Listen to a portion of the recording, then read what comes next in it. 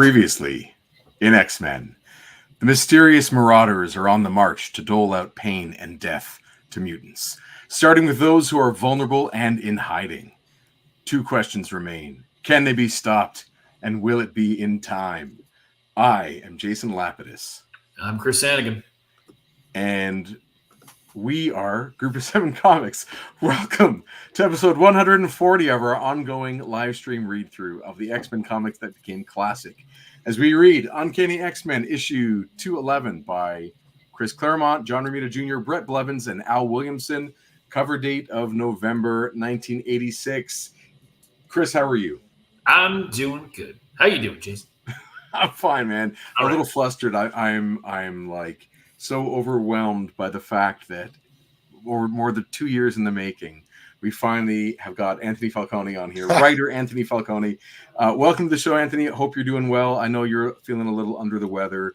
So I got a little bit of a cough, but I got some tea, I got some halls, ready to talk some X-Men. What more could you want, right? That does sound pretty fantastic. Of course, we do usually do this on a Tuesday night. So Ali is saying in the chat, happy Faux Tuesday, everybody. All you awesome nerds. Michael, hello to you as well. Massimo, how are you, man? Hopefully I'm going to see you very soon. Time for the Monday Mutant Mayhem. Yeah, man. The triple alliteration, I'm down for that. We normally would love to do this on Tuesdays. It really doesn't make that big a difference in the long run. Happy to adjust things as need be. Sorry we weren't here last week. I was reminded on Sunday night last week that I was headed to Buffalo to go see Jeff Tweedy, the creative core of Wilco, perform at the Buffalo State University in the Performing Arts Center. And that was a really awesome night. So I was really glad knowing that all of you were going to be stable and going to be okay if I stepped away for a night to go enjoy some live music, which was awesome, by the way. And I got to eat amazing, amazing buffalo wings in the college cafeteria. And they have an Anchor bar in the cafeteria at the college. I was like, all right, let's just do this. It was so depressing. So depressing. If you're going to go for wings in Buffalo, like maybe go to the bar. Don't go to the non-alcohol serving Anchor bar in the college cafeteria. Not the best way to do it. So, of course, we are reading 211. This is like a big deal. Again, I was 11 years old when this one came out, reading it off the shelf. This is my copy from being a kid. Neat time of Marvel's history with that cover. We can actually all the issues that came out this month had that cover. Oh, you got your Daredevil handy. I was really happy to get my G.I. Joe with Snake Eyes on it. He was holding up his Uzi in a really awesome, I think it was Mike Zeck who drew that one. I could be wrong. An Alpha Flight, there was an issue with Vindicator. The new Heather Hudson Vindicator was on there. So those were the ones that I was buying at the time for real. But I love all these covers. There are many people who've gone and bought the whole month just to collect all these ones. And I've always wanted to do that too, but I haven't got around to it. But anyway. That's a pretty solid X-Men one, though, like Wolverine. This one? I like that. Yeah. I had fun taking it out of its frame because some of these pieces are mine. Like I had to add on a little bit to the drawing. It's like not a good use of time to augment a John Romita Jr. drawing to try and make it fit. But there are quite a few elements that did not work.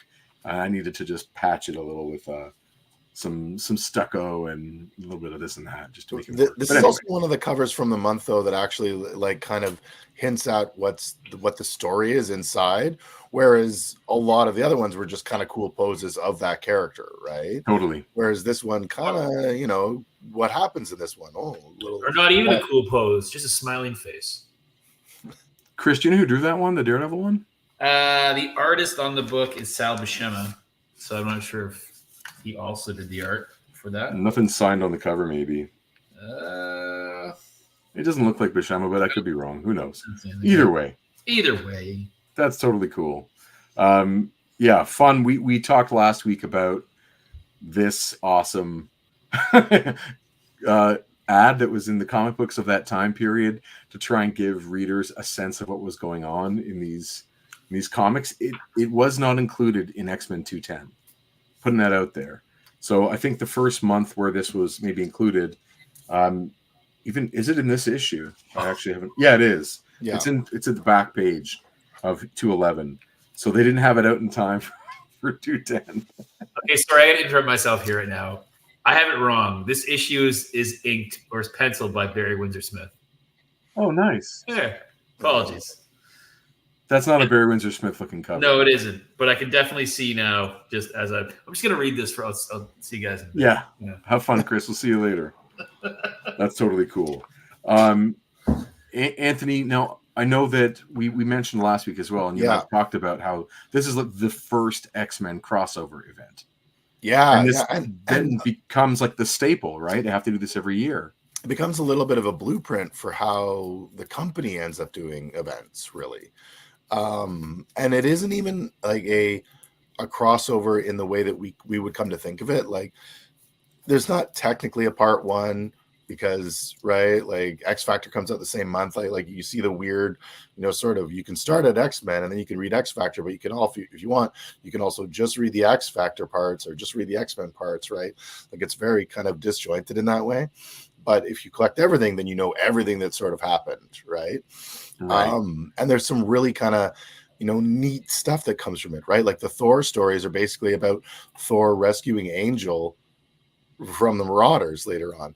The Daredevil story is this like ridiculous street fight between Daredevil and Sabretooth, and it's this one right here. Yeah, it's that one too, right? Like fantastic issue that it's just not even comes on out there. of nowhere. No, it's the Mutant Massacre continues, is what it says. Oh. And that's the two of them going at it.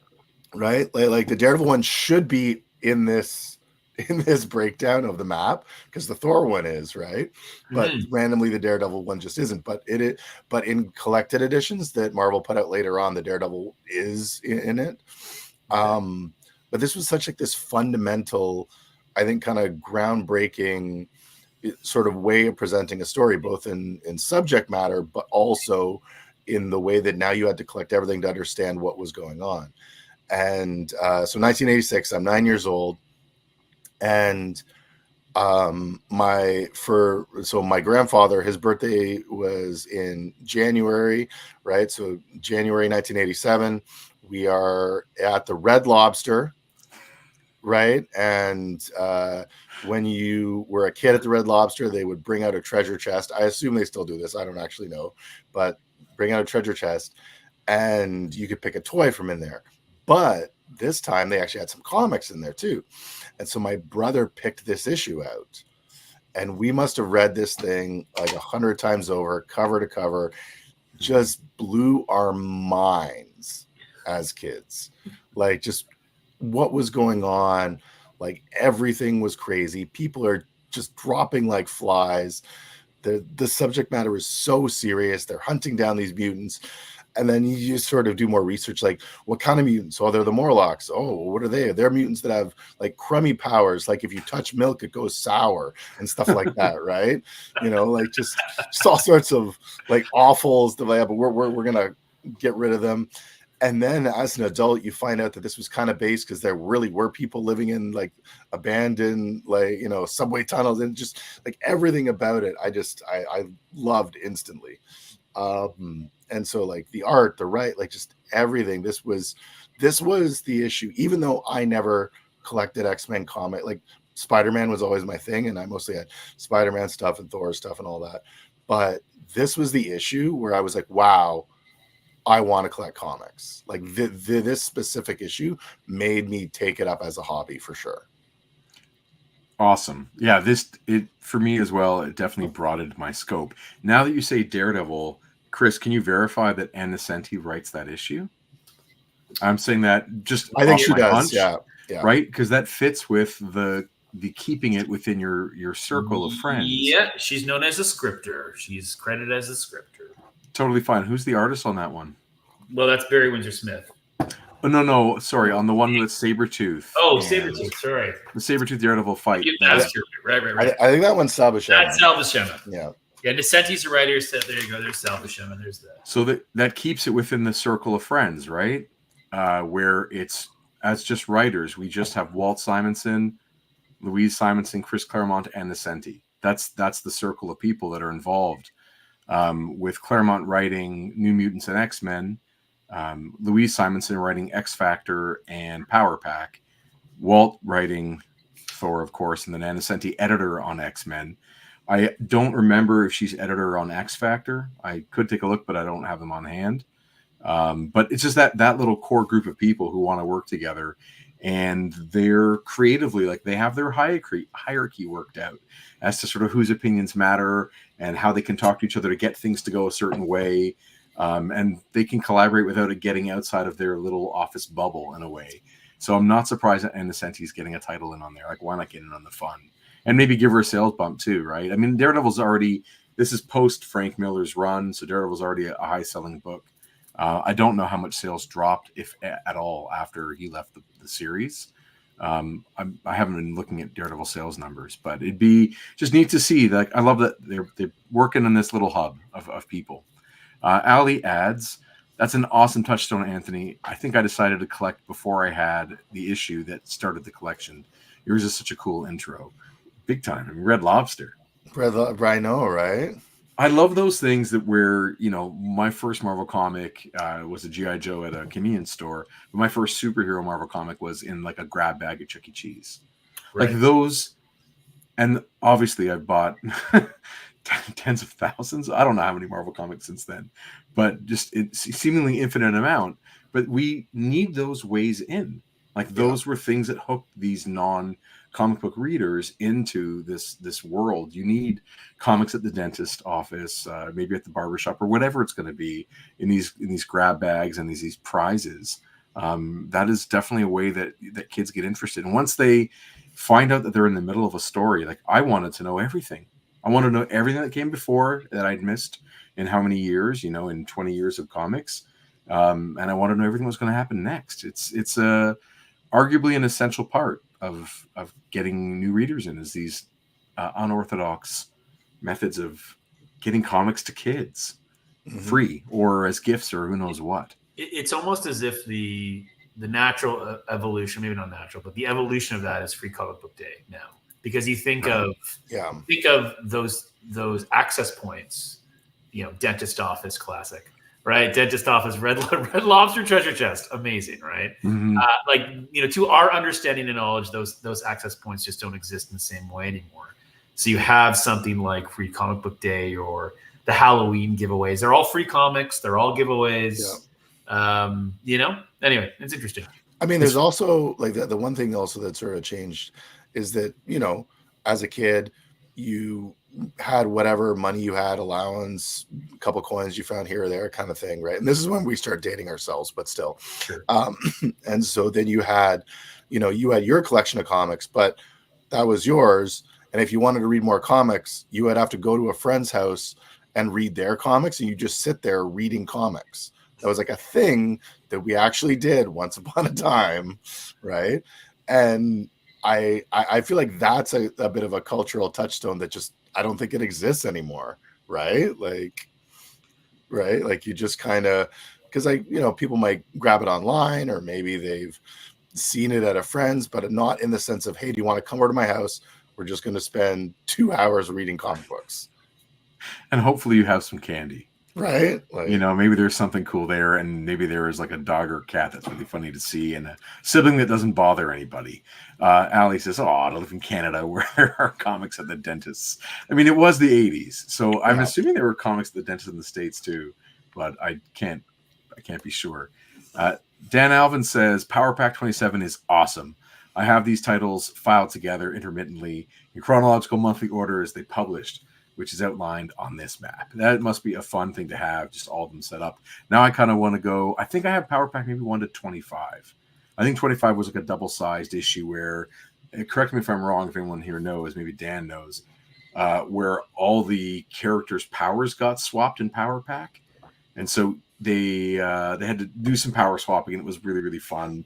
And I believe I have that issue, but that might be the last one. My brother and I collected the Power Pack. He collected Power Pack. I did not, but I took his comics after he moved out.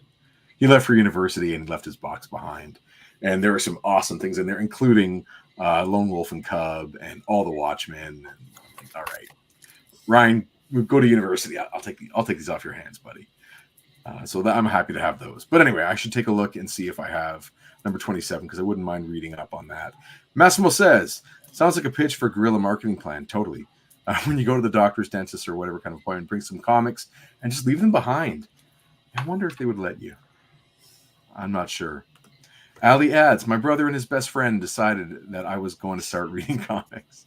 After that, it was exactly like Anthony said. We'd all hang out, read each other's titles, split the cost. It's so good when you get to do that, as long as you don't have to get the Carl Yastrzemski with the big sideburns. Radioactive Man, number 1. Right. Was that the issue? Was it number 1 they got? Yeah. Because how do you share that thing, right? I believe so. Yeah, there you go. The first hit's free, then you have to start paying, Michael says. Big time. All right. So before we go into the issue, one more thing, Anthony. Do you want to plug anything you're currently working on or has recently come out that you want us to know about? So I always like to point anybody to anthonyfalcone.ca. You can head on there, see what I'm working on. You can sign up for a newsletter. I also have the monthly podcast Story Beater with Andrew Wheeler, where we talk about pop culture writing. But this week, I'm just finishing, like I really can see the end zone this time on my second novel. So that's been like this huge project that I'm working on for a while.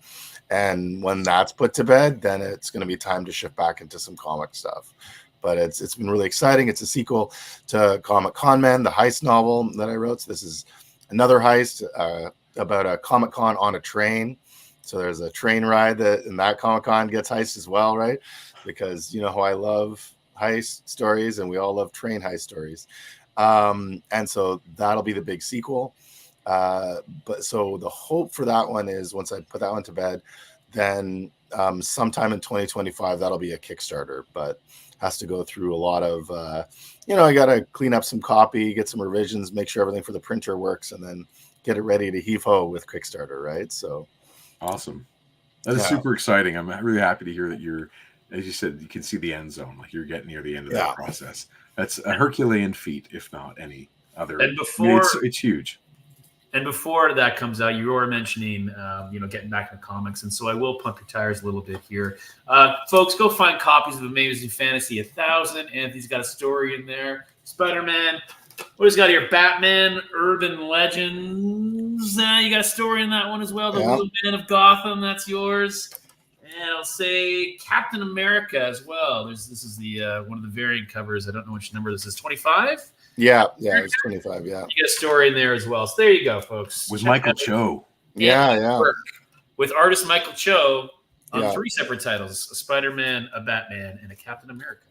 Yeah, no, those were fun. So Mike did the art, and we co-wrote the stories, and it was a lot of fun. And they've been they've been really well received. So so hope everybody checks them out, has some fun with them, because we had fun making them.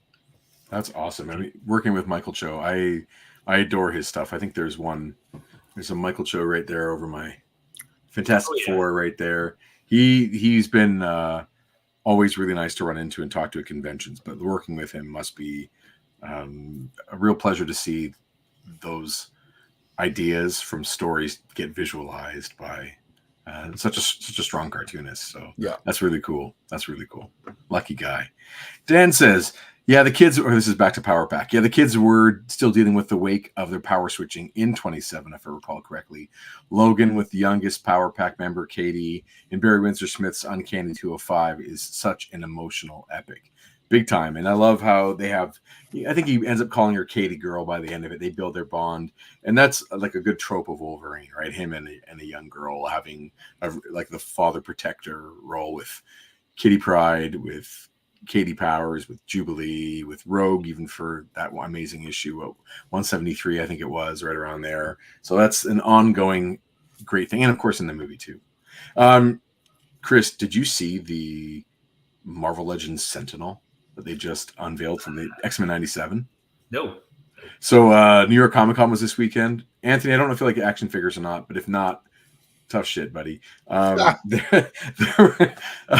Marvel Legends, the team unveiled an X-Men 97 Sentinel that is like 170 maybe US, like 140 something Canadian, 22 inches of animated series awesomeness. All the fingers are articulated, like battle damaged head you can swap out, and insane.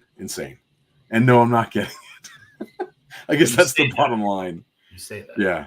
No, that's very intense, but I would love to get that one day, but I'm not in that ballpark when it comes to action figures. I'm just saying a real toy fan would just eat bologna and cereal for a month and buy the Sentinel character. So maybe you can figure that out. Well, I have a toy collecting not fairy godmother, but like a friend who is further in than me that can give me advice, or I can share my thoughts and fears with.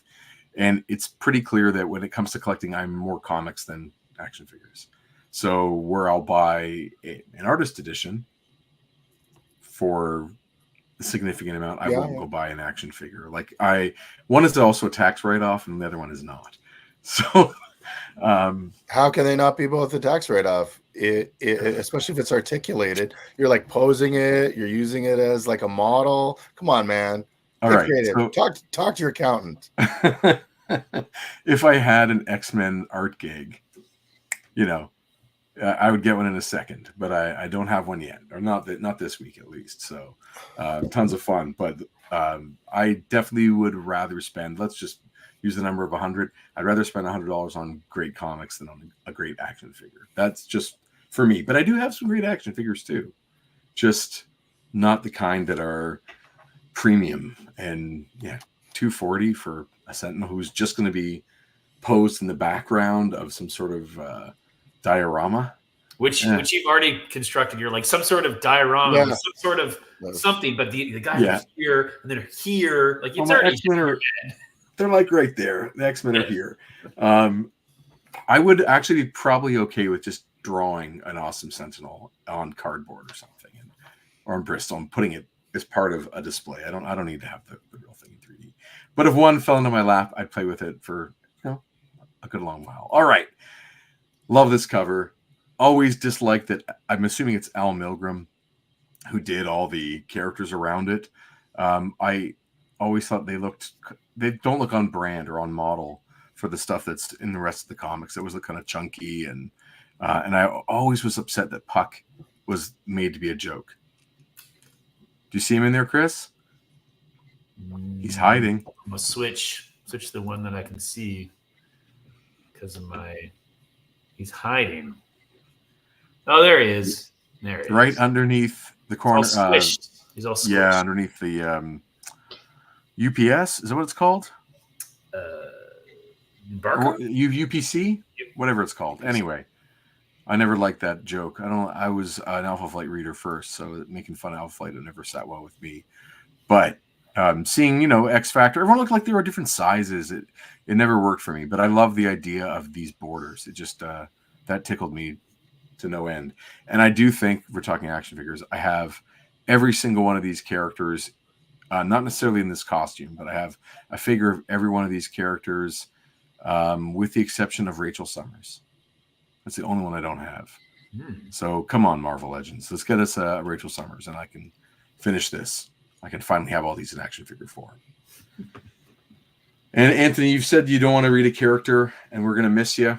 Yeah. And we're going to make fools of ourselves in front of you, and I hope you enjoy. I will. As we do some terrible, terrible voice. Well, I'll do some terrible voices. Chris will knock your socks off. Especially if anyone happens to be Banshee in this book. Oh. Chris, do you remember who we were reading as the Marauders last time? Like who was reading who? No. All right.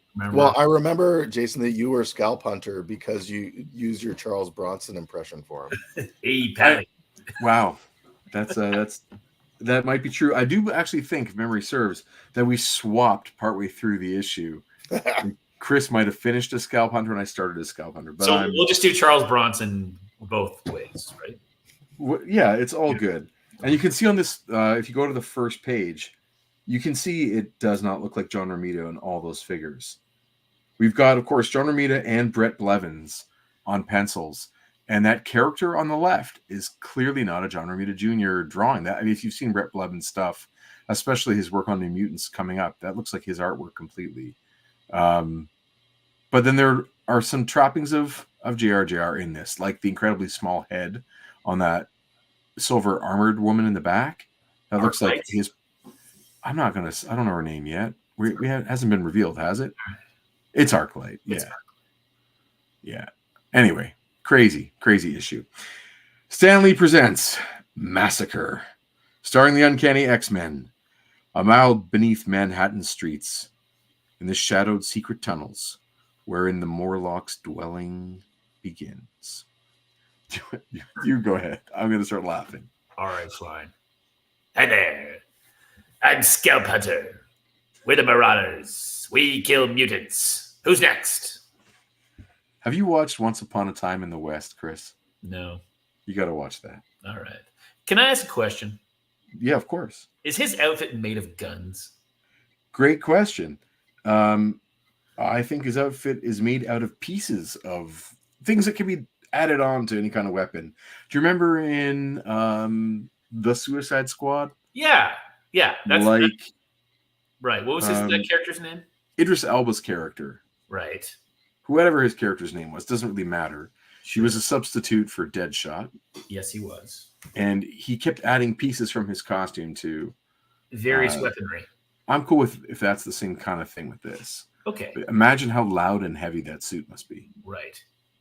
Okay. Yeah, not very streamlined. And it really chafes.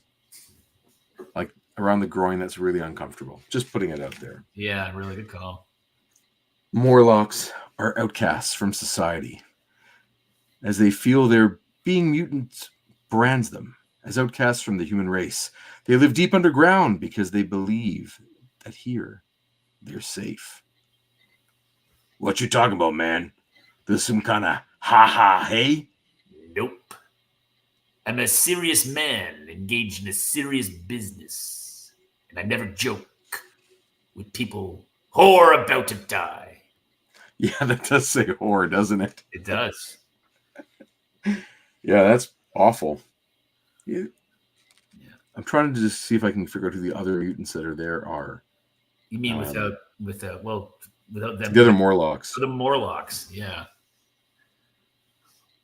It's funny. It also is like a precursor. And yeah, you can give them all funny names, sure. Exactly. But it's not really fun to make jokes about the dead. Don't make jokes about people who are about to die. Please allow me to introduce myself.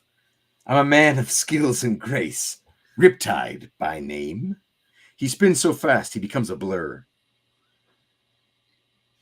I did not remember that there was such a Rolling Stones homage there. Right.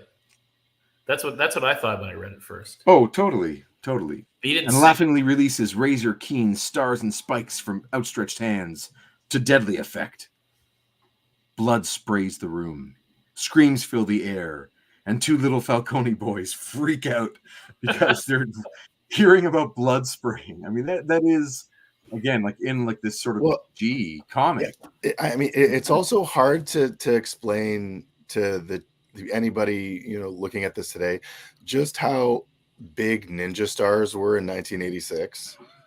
Like they were just everywhere. We loved ninja stars so much in 1986. And there's a villain that all he had was ninja stars and could throw them really fast. It's perfect, right? Anthony, did you learn how to make them out of folded paper? Oh, yeah, totally. My brother and I also made nunchucks out of taping up TV guides and then using plastic shower curtain rings. Yeah. Did you ever take one of those across the chin? Oh, 100%. So it hurt, but it's still just a rolled up TV guide, right? So you're okay, So Anthony, what's a TV guide? Yeah, exactly, right? This is where there was a magazine once upon a time that used to tell you everything that was on TV. It's crazy to think that there wasn't a guide that came with, it wasn't channel whatever, or a special button on your cable package where you could see what was going to be on. There was you would look through this magazine that everyone subscribed to or stole someone else's. And then you would go through a week ahead and plan what you're going to watch and when. Yeah, because the descriptions. I mean, on the flip side, probably everybody who remembers what a TV guide was should probably be checking their blood pressure regularly. So that's good point. Thanks for the reminder. I'll book an appointment with my doctor for a complete checkup. Here we go. Toys can't hurt me none. I grab you. I break you. You got powers like us. Maybe you mutants. Why you do this? It's our job, and we take pride in doing it very well. Scrambler's touch instantly disrupts the Morlock's power. And without that invulnerability to protect him, jeez, man. But amidst the slaughter, a young woman dives for the wall, fighting back tears at the pain of a wounded arm and back, the greater pain of loss, as acid, exuding like sweat from her pores, sears a path through solid stone. Who was that big guy? Some kind of wrestler. Yeah, I like his I do love like the Morlock outfit. Singlet. They're just so like, what are they wearing? I mean, obviously, not much, but it's hilarious. Little shades of King Kong Bundy there. King Kong. Yeah. Exactly. Right. Yeah, definitely. Now, to connect, because we love to connect characters to all the different kinds of X media, does Riptide show up as a name, as a character in First Class, as part of Magneto's villain crew? I want to say, yeah. Isn't there a character that does that? There's like a guy. He doesn't have many lines, but he has a name like that. Anyway. Just throwing it well, I do think you're right. And okay. I'm going to let someone else look it up because Yeah. we're going to keep reading. Help! Callisto, help! Everyone, come quickly! Murder! Strangers in our tunnels! Hurry, please hurry! Or they'll kill all of us! Or kill us all! I've already forgotten who was who. I was Riptide. That's Riptide. Yeah. That's Riptide. They know we're here, Scalp Hunter. Good. That means we won't have to hunt them down. Arclight, you handle the wall. No problem. Harpoon, the girl's yours. She shall not escape.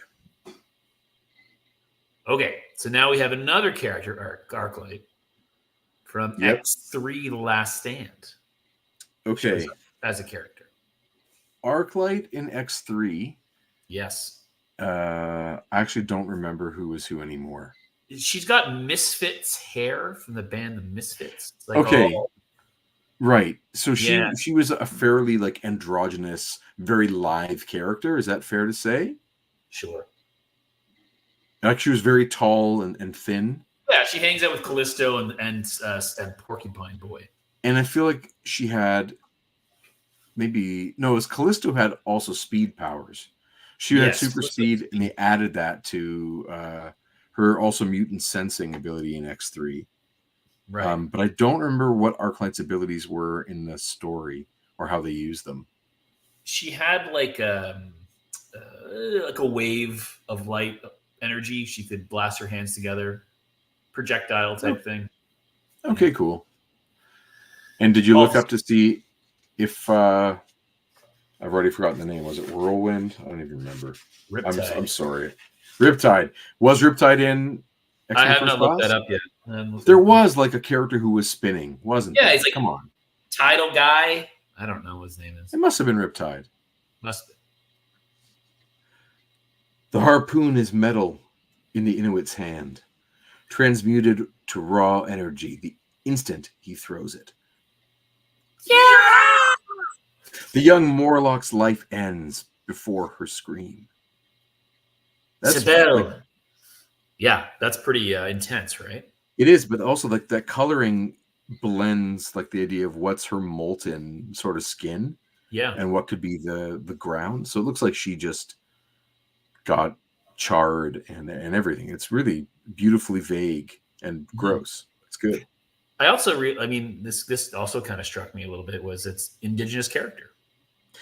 Yeah, but of course, like the tokenism there with the character harpoon, the use harpoon. of the weapon of the but there aren't too many characters who we've come across, and this was like Scalp Hunter's First Nations, right? He's supposed to be Comanche, and is he? And then Scrambler, I think, is supposed to be Korean, right? As well. Yes, so like, I think a lot of the Marauders were, like taken from minority groups when they were developing the team. So do you think this is, I don't know, I mean, I'm not sure if there's any other, like, there's no purpose behind it. It's just maybe for some variety. Yeah, I mean, I haven't sort of. This is one of those things where I haven't seen a big kind of like interview with Chris Claremont on what he was thinking of. Right. I think other writers have kind of delved a bit more into like the backstory for each of the Marauders and what they were Sure. and how they were, and then of course during the Inferno storyline, we got even more of the backstory of all of the Marauders. As well. Okay. I didn't know that. Okay. Yeah. If we were to just sort of switch this one out a little bit and think about the X-Men cartoon in the 90s, you know, Chris, spoilers, man. I don't know how I'm going to get around this. Ruin it. Chris, do you know who is behind the Marauders already? Can I wager a guess? Okay, go ahead. Is it Monsieur Sinestra? Fair. Okay. Okay. So this idea that, like, when you're reading this now, reading it in real time, you know, month to month, or in our case, week to week, it doesn't feel like that there is a larger plan. It feels like they are going on, you know, a rampage, a massacre, and there isn't like maybe a puppet master that needs to be behind it. Like, their agenda can be just extermination. And maybe there's more than one team, or maybe more than one unit. We don't really know yet. As a reader, when they did reveal to me like that there was a master puppeteer behind it all, it felt really forced to me. And I'm wondering about that creative process. If, like, is Claremont writing month to month? Does he have a character planned out already, and they're just moving toward it slowly? You know, pulling the taffy, or is it just making it up as it kind of go along, Larry Hama style? And I don't know what the creation is with whoever this mastermind villain might be. But I do know in the cartoon, when they did a similar thing where there were characters hunting down mutants, they did not use the Marauders. No. Right? They didn't have this lethal group of characters. They had a really goofy group of characters instead. Yeah. And I mean, you know, Scalp Hunter in the comics, like, they got rid of that like pretty racist name, right? Mm-hmm. Like, so now I think his name is, like, I want to say like Grey Crow or something like that. It's because he recently was in like some of the Utopia storylines. So a lot of the characters that even might have like a neat power set and interesting background, but there's certain, you know, like elements of the characters that in today's day and age you just would not do this, because For sure. there's a greater understanding of, you know, diversity. And so some of those characters have kind of really been shifted and changed to kind of, you know, more kind of like flesh out the character and make them not just sort of, you know, token ideas. Right. Murmur says, this was a bit too harsh for me at the time. I enjoyed horror movies, but mass murder and Marvel just did not mix well for me. Looking back, this was the beginning of the end for me in X-Men comics. I'm sad to hear that, but I do understand. Michael adds, Riptide is played by Alex Gonzalez in First Class. So there you go. And Allie knows about, I guess, any puppet mastery. She says, I do. Antarctica, baby. Matt says, yeah, I think it's his last name, and that's what he goes by now. I'm referring to who, Scalp Hunter? You called him Grey Crow? Yeah, okay. And David Cutler, hey man, long time no Exy boys. David, how are you? Hope you're doing well and had a really good weekend, and you're here for some good Exy times. Yeah, Massimo says, Grey Crow. There you go. Neat. Sibel, to know who your chumps are, don't care either, but you're going to die for this. Do tell. You're Callisto, huh? Head honcho of the tribe of losers? Babe, you're mine. As for the rest, Vertigo, twist them inside out. Radical Scalp. Jeez. Be my thrill. Suddenly, for the Morlocks, it's as if the ground has become fluid as water, wild as the ultimate roller coaster ride. Then Arclight makes things worse. Crack-thoom! And then Gumby makes things worse. Yeah. Or not. Poor Morlocks. Yeah, poor Morlocks. And then you get this really neat thing on the next page that I did not expect. Yeah. However, beyond a bend, beyond the reach of Vertigo's influence, Piper plays a wicked tune, drawing his pets from their hidey holes and hurling them into the fray. By the way, that's awesome. A flute playing Morlock with alligators with and 100% playing a flute that is encouraging a bunch of sewer gators to attack these marauders. That is and super bats. Yeah, bats. I just always liked how many gators there were. Right. There's a Just ton. like so many. You're just like when I turn this again. So Anthony, one thing you understand is I read every new issue. Like I have not read this run of X-Men. So many, I haven't read any of it. So it's always new for me. And so when I turned the page, and so I was like, this is fantastic. I'm going to see these gators get in on this. I'm like, this is what X-Men should be. Yeah, I mean, like, there's definitely a bit of a Chekhov's gator with those. Chekhov's gator. The classic Chekhov gator. Right? We don't quite see the payoff that we maybe would hope for it. Yes. Meanwhile, an hour's drive north of the city, all is peaceful and serene at Professor Xavier's School for Gifted Youngsters. A perfect afternoon for catching up on too long neglected chores. Like the Morlocks, the residents and students are mutants, consisting of a novice class whose co-leader, Danny Moonstar, is washing her stallion, Brightwind. Maybe you can say she's more than a stallion, or he is it a she? I don't know if Brightwind's he or she, but like it's more than a stallion, right? Right. And the senior team, the X-Men, led by this old man and his pitchfork. Not my favorite intro for Wolverine of all time. No, led by old man Logan. He looks like such a grumpy old farmer. Oh my gosh. And the senior team, the X-Men, by nature as well as choice, they're heroes. And they've the wounds to prove it. Need a hand, Colossus? Thank you, Wolverine, but the Rogue and I are doing fine by ourselves. Sad sugar, you're supposed to be taking life easy. You've taken some pretty heavy hits lately. Even your body needs a decent chance to heal. I'm fine, girl. You ain't tough guy, and you're too honest to deny it. I'm really loving Anthony, how at this stage and this version of Wolverine, his healing factor is not the Hugh Jackman heal from everything in a few frames of a movie. Like he's taken a while and they're accumulative, his wounds. So he's been really down in the dumps for a long time. And I love it that there's a threat, like he's it's not guaranteed that he's going to bounce back from things. Massimo casts Harry Dean Stanton as Logan. That's a good one, man. That's good. It's too funny. As Rogue's words, gleaming blades snapped from bionic housings implanted in Wolverine's forearms.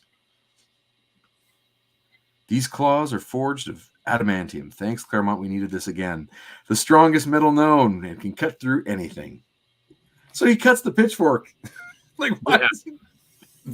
This, though, is a good example of, like, any comic could be somebody's first comic. 100%. So every single issue, really, for, 30, almost 40 years of Marvel Comics had to be, Cyclops, I am jumping out of the way of your ruby quartz I-beams using my, you know what I mean? Like, there was always this way more exposition than we would ever use today.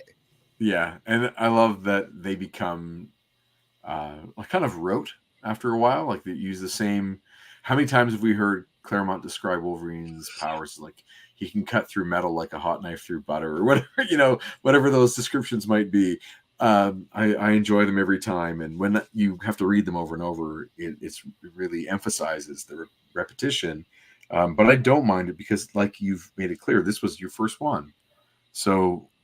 I remember my first time coming across Wolverine. I needed that too. I thought his claws, of course, were external and snap-on because of the toy from Secret Wars. So, I thought they were kind of a bionic external thing, like a weapon he could put on.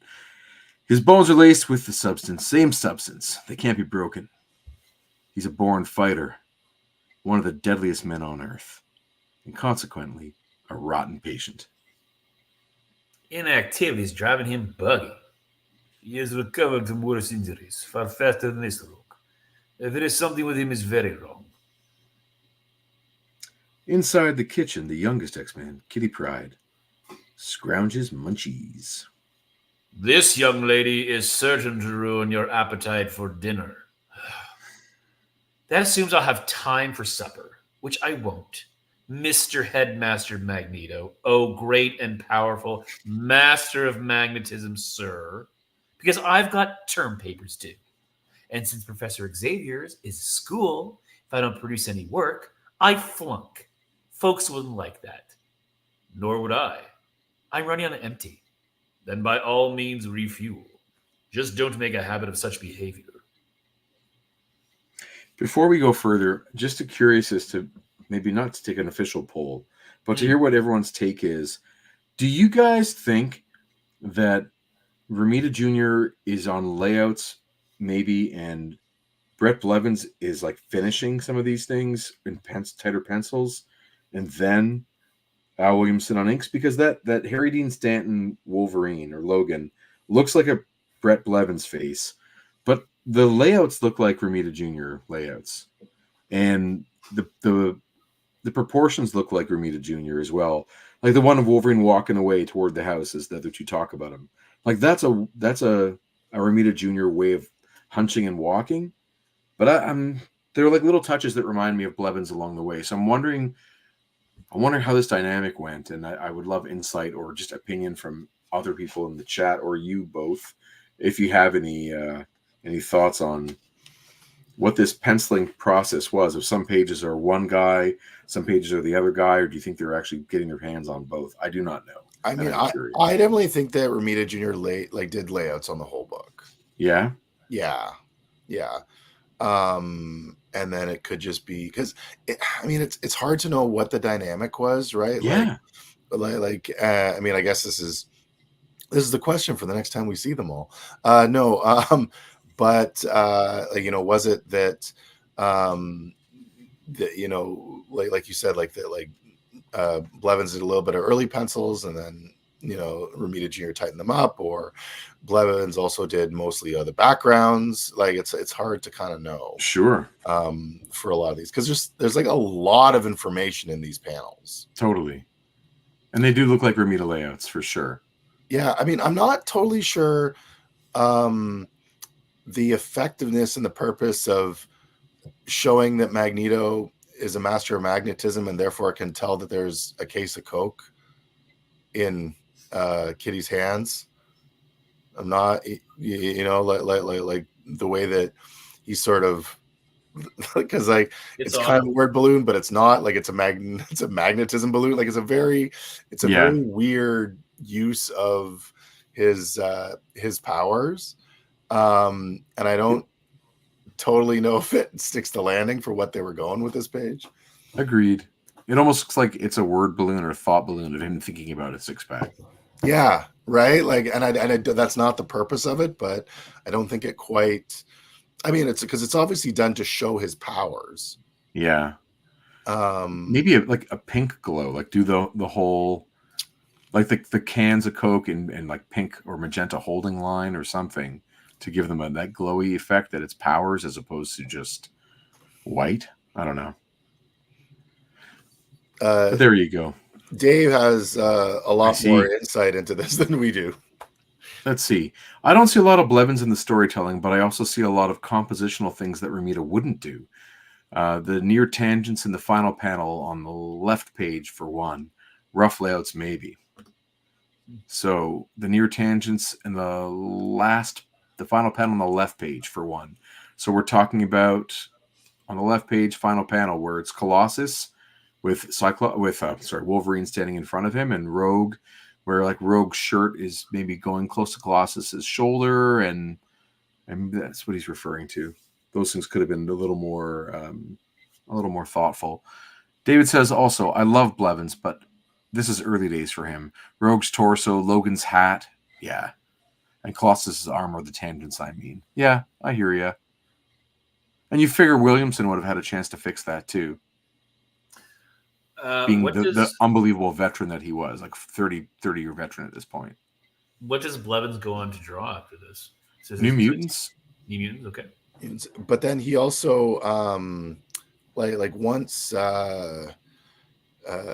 Kubert left Ghost Rider, then Blevins went on Ghost Rider afterwards. But that's the 90s, right? Yeah. So but with each thing he's picking up more and more sort of experience, and then he ends up doing Legends of the Dark Knight 50, and that is like one of his best issues.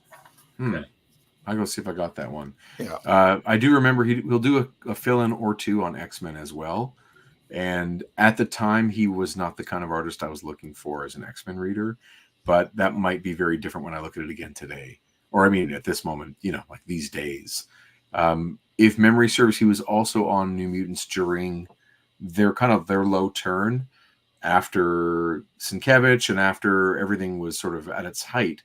He's on for a period before Liefeld comes on. And that might have been one of the reasons that it was such a good book for Liefeld to bring some energy to and to refresh and to then, of course, rebrand. I don't know how big a role Blevins played setting it up for Liefeld's success by maybe having it be a weak title, but I don't know who else was, if there are any other creators that were on there before. But Louise Simonson is writing it that whole time. So I think it's Blevins who's on there before him. A couple things. Dan says, I love that compositional flow between the third and fourth panels on the right side. Logan smaller and walking away, transitioning into the back half of Kitty in the fridge. Genius. Yeah, that's a beautiful one. There's some good symmetry there. And David says, the New Mutants was where he came into his own for sure. He gets really influenced, I think, by the Image generation. I imagine as just about everyone working in mainstream comics did. He does bits of human business with his characters that nobody else was doing at the time. It had a lot of life. I'm interested now to see more of it, obviously. Dan says, I love that compositional flow. Oh, sorry, I got that one already. Pardon me, guys. He put it in there twice. So there you go. Hopefully I did that justice. All right. Now, okay. Let's keep going. Sorry. Can't write a thesis on ethical philosophy and save the world simultaneously, sir. It'll be fun to try. Using her phasing ability to literally walk on air, Shadowcat returns through walls, floors, and ceilings to her room, where her best friend and pet dragon await. Food break. About time. I'm starved. While the girls dig in, Wolverine makes his weary way across the back lawn from the stable. He isn't in the best of moods. Surprise! Nightcrawler. Cute elf. Nice stunt. Or are you trying to prove? I can't read that first bullet. He says, thought I was well enough to teleport. Thought I was well enough to teleport. You thought wrong, bub. My error. With some pair, so bashed and battered, were pretty much useless. Yep. What says then we drown our mutual sorrows in time-honored traditional manner? Who's buying? I love that. Like they go back to that occasionally. Like those two going out for drinks. Yeah, it's the best. That's great. Toss a court. Whoa! Gripes. Something big, punching fast. I'm way off my mark. Should have heard coming. Aid us, X-Men beg, implore to I for salvation. Strangers in the alley, they kill. Morlocks die. This is the mole person. Yeah, the infirmary. Now, it is a little hard to tell who that is, and maybe we can brainstorm. Who is I guess it's a blonde woman in a lab coat, kind of, or in, we're going to look forward and see if we see this character again.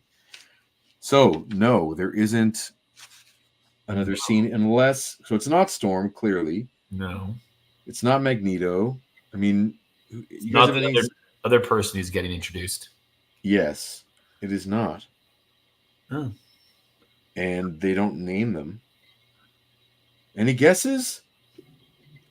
I mean, I think that this one is just sort of random medical person. Random In the medical infirmary? Yeah. Magneto. No, we're Asper- not referring to the purple hair. We're referring to the one speaking first in the infirmary. We can't tell who it is. I mean, if you just think about who's there, is it Rogue, perhaps? But that doesn't seem like a thing she'd be doing. Don't know. I don't know. I don't have any insights as to who it could be. Is it Kitty? No. No. Now, if they just change the coloring on the hair, it's a totally different character, right? Is it Moira McTaggart? You guys, we don't know. All right, I'll just read the voice and we'll just keep going. Multiple blade and gunshot wounds, massive internal trauma, pulverized bone. It's a miracle he reached us. Now, Chris, before we go further, this is important. Okay. Reading this next character, she's going to be around for a while. Okay. I'm just going to say, I'm losing a character. You're losing characters. Like, it's happening. Do you want me to do this one? And then you know what I mean? Like, should I just, okay. Sure. I'm just taking it. I'm just going to take it. All right? Yeah. And it's going to take me a while to find my rhythm because I haven't been rehearsing. So let's just go with it. She's English, right? Yeah. Oh, thanks a lot. No problem. Desperation breeds miracles, nurse. Her name is Betsy Braddock, called Psylocke, and she's a telepath. She's also a newcomer to Xavier's school, as yet unproven, unaccepted, as part of either team, which is why she hesitates fractionally before she speaks. In his dying memory, I saw a cadre of super beings, massacring every living thing in the Morlock tunnels. No. The horrors of my childhood born again? Only this time mutants are the victims instead of Jews? We involved Storm. I lead the Morlocks as well as the X-Men, Logan. Of course, we must go to their rescue. But Magneto, it would be best if you remained behind. As headmaster, your primary responsibility is to the school and the New Mutants. If something happens to us, if an attack comes here, they will need you. I understand. Every fiber of my being shrieks for action. But I will not fail my students' trust again. Kitty's roommate and best friend, as well as Colossus's little sister, Ileana, teleports the team from the mansion to the alley, the giant tunnel running the length of Manhattan Island that is the heart of the Morlock's domain.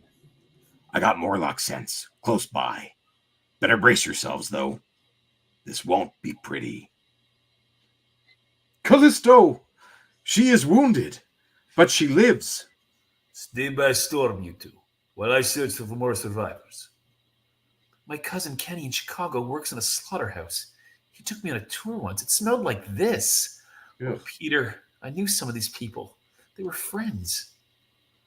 You better watch our step, Cat, or we'll end up the same. Watch it, everyone. Trouble. But even as the X-Men move, vertigo strikes.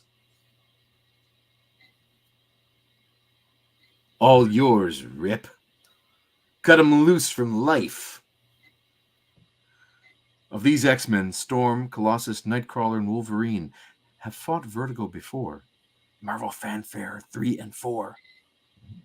As a result, they're better able to resist her attack. I will shield the wounded. What's happening? Can't see, think straight. Yow! Stupid blades ain't hurting me none, but they're ruining my outfit. I'm thinking that that's actually Rogue. Oh, that's Rogue. What do you think? Yeah, that's supposed to be Rogue. She's saying ain't hurting me none, Kitty wins. Yeah, just her costume's miscolored. You just can't see her, though. Right. So Right? she's miscolored, which is fine. But this is an example to me that that's not a Romita layout, that page. Or that, Maybe not the whole page, but not that panel. That Colossus is not his Colossus. Look how large that head is compared to that body. Like that looks like a younger cartoonist. In the reprints, they also recolor Rogue's clothes to be green, so you can tell that it's her. Okay. And that white streak in her hair probably too. Mm-hmm. Yeah. Yeah. I'll reread it. What's happening? Try my way, darling. Oh, sorry, Chris. Were you going to reread it? Yeah, I was going to read it. Okay. Go ahead. What's happening? Can't see things. Straight. Yow. Stupid blades ain't hurting me none, but they're ruining my outfit. Try my way, darling. Don't let him touch you. As Wolverine speaks, Nightcrawler teleports to where he figures he can do the most good. There's a lot that's happened in the back there. I got to catch up quickly. Dan Elvin says that Dark Knight, Legend of the Dark Knight 50 is on the wall of his LCS right now. So David wants to know, maybe he drew Betsy twice. And that might be why there were two characters in there like that. And maybe, again, I think it's just like a coloring error. Michael says, I think it is the nurse from the end of the Demon Bear saga in the New Mutants. There's a nurse in the Demon Bear? Cool. Dan says, I thought it was Betsy. And then Allie says, Betsy is distracting. I can see people drawing her multiple times. So you like Betsy. Okay. I think that's what that means. Noted. I like Betsy too. You're very good at dishing out misery, Fraulein. Let's see how well you take it. Careful, Elf. You may not be up to this. Stay close. Where we can cover you when you land. So do we agree now, like this whole 2-page spread, this is not Romita? Like this looks like Bret Blevins all over for the sure. place. For sure. Yeah. Yeah. That's definitely vertical. And very nearly me as well. Nightcrawler! Riptide's got the drop on him. But Kurt hasn't realized it. Pour it out of there, now!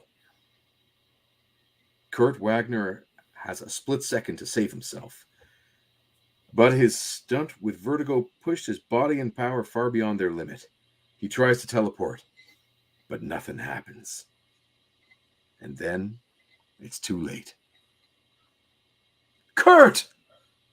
Oh, Storm, he's cut all over. There's so much blood. I feel a pulse. We still have a chance to save him. Find me a cloth, something, anything to use as temporary bandages. Should have been faster. Should have made certain Riptide was KO'd. I've got the creep scent. He can run, but never hide. Amen to that, chum. Magic! Teleport the wounded home to the mansion. I'll take him right to the infirmary. Should I come back with reinforcements? No! This killing ground is no place for the New Mutants. Hurry, child. Those lives depend on you. I'm gone, Storm. Oh, here we go. Our school nurse, Sharon, can handle this on her own. It's Sharon. Sharon. Maybe I better corral Dr. McTaggart from Scotland as well. Good luck, X-Men. We won't be the ones who need it, kid. Your clothes are ruined, Rogue. Take my vest. I'm obliged, Storm. The risk is greater, but we can cover more territory if we separate. Our primary mission is to save Morlock lives. Afterwards, we will deal with the Marauders. Sharon. I love how intense this issue is, by the way. I mean, yeah. I mean, you know, Anthony at 9, you love this. I love this at 44. I'm like, this is just such a departure too from our sequential reading, right? Well, and just of at the time, right? Like this also was the same era where we were getting like Mike Grell's Longbow Hunters, and like there were just things that were happening around this time in comics that Watchmen, really Dark Knight had Returns. More of an edge. Totally, for sure, and not just happening in comics, but happening in mainstream comics that we had access to as kids. You know, David points out this really important thing, Sharon. The #1 character find of 1986. Yeah, I feel Cutler, you and I have a Marvel Infinity pitch that we can work on now with Sharon the nurse. I just picked up the new Sharon #1. Sharon. Is there anything she can't do? Key issue, Sharon. Elsewhere. Howdy, folks.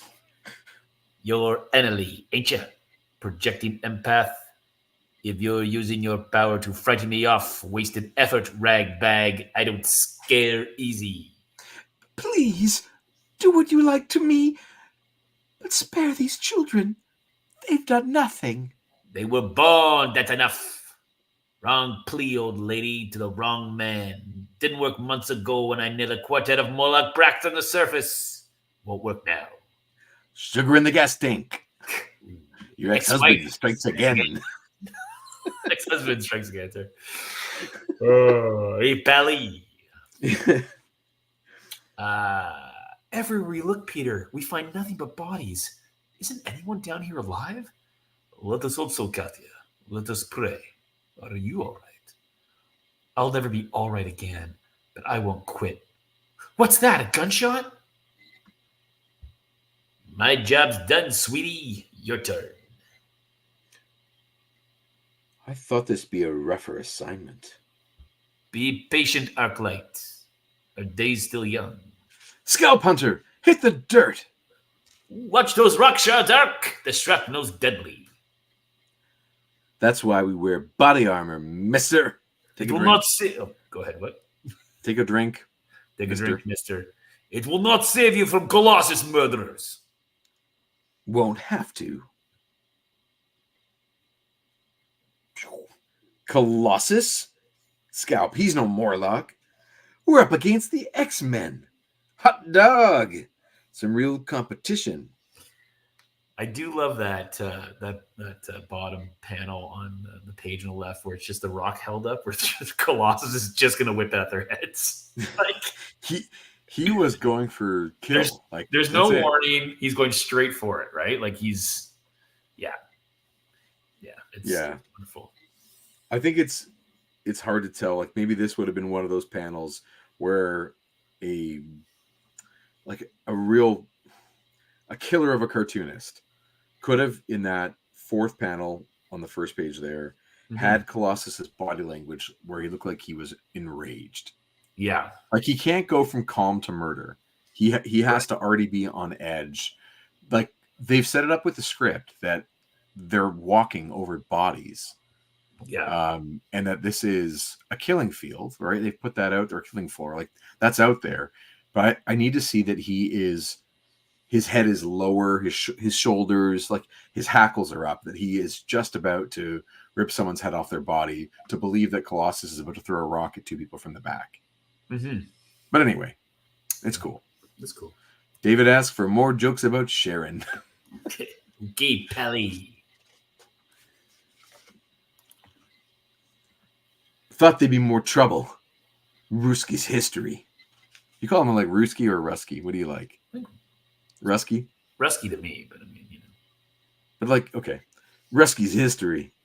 Along with anyone else in that tunnel section. No! Colossus! Miss the big guy, honey. I can remedy that.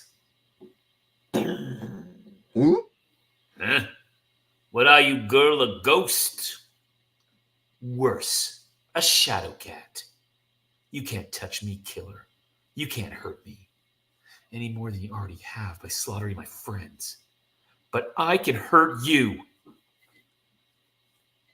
By the way, again, a panel, I mean, it's obviously Kitty's power set, but a gun to the head, pull the trigger, right, panel 4, blast right through someone's skull. Yeah, it's super intense. it's super intense. I'm going to just criticize the art, just if you guys don't mind. Well, It's basically 3 panels in a row with the same drawing, loosely speaking. Like, obviously not tracing or photostatting or anything like that, but we could use a different, like if you're going to do head to head with a barrel at your temple, like those are side by side, that's fine. Or even all 3 side by side, where it's like head, barrel to the head, and then blowing through the head. But then that would need to be 3 in a row if you're going to do like that kind of cartooning. But taking up half the page almost like that, give us either different views or like all 4 pictures of her are the same view. And none are like the close-up's not that close up. You still see her shoulders. And the far away shot's not that far away. We don't even see her waist. Like there's not enough variety of Kitty on that page. But anyway, there I am being a critic. Sucks. Let's hurt him. Go. Yeah. I can phase you into the ground and let you go. You'd be maimed or, if you're lucky, dead. Do it. Teammate comes first. Then it'll be your turn. Who am I kidding? Talking nasty is easy. I just pretend I'm Wolverine, but it's just pretend. They deserve killing, but I can't do it. Does that make me a coward? Life is so wonderful, so precious. Why should anybody want to end it? Spare these 2. They'll kill again. I know that. Killing them first is right. It's justifiable. I can't. Elsewhere, the other X-Men lead a pitifully small band of Morlock survivors toward the tunnel connecting their domain with the X-Men's estate, 40 miles away. We're moving too slowly, boss. All these Morlocks are wounded, Wolverine.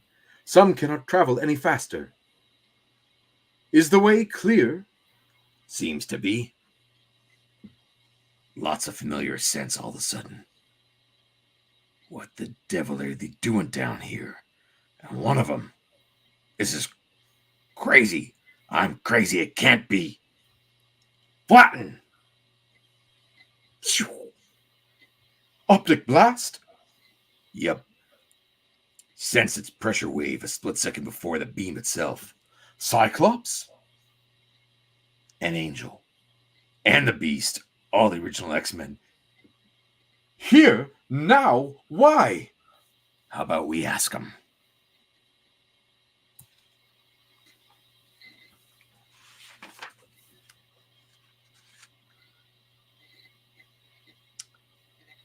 Do you have a sense? Is that Storm talking? I think so, yeah.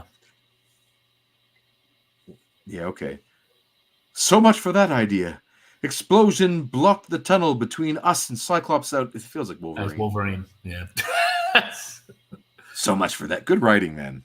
Yeah. Good character voicing, right? Like you can feel which character it is. Mhm. So much for that idea. Explosion blocked the tunnel between us and Cyclops' outfit. Is that Arclight? This is her style. She's not the only powerhouse present, Rogue. Oh, that's Rogue. There you go. Yeah. Yeah, well, there you go. I'm okay, Storm, and these 2 kids aren't badly hurt. Annalie shielded them with her own body. We left 3 behind, though. They weren't so lucky. Neither was Annalie. Cal, Scalp Hunter. He was one who murdered my babies. In X-Men 193. Mm-hmm. Said so. Boasted. How could anybody be so...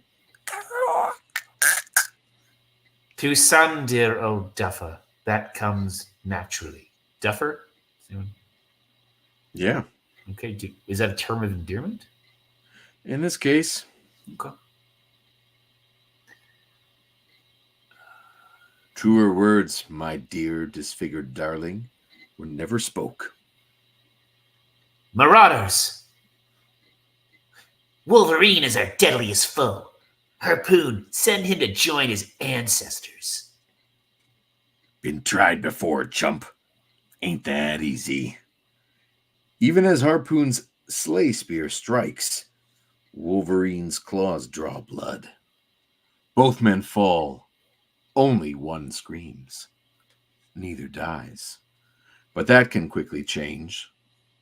My touch will neutralize your weather powers, Wind Witch. A pity, Scrambler. I have none.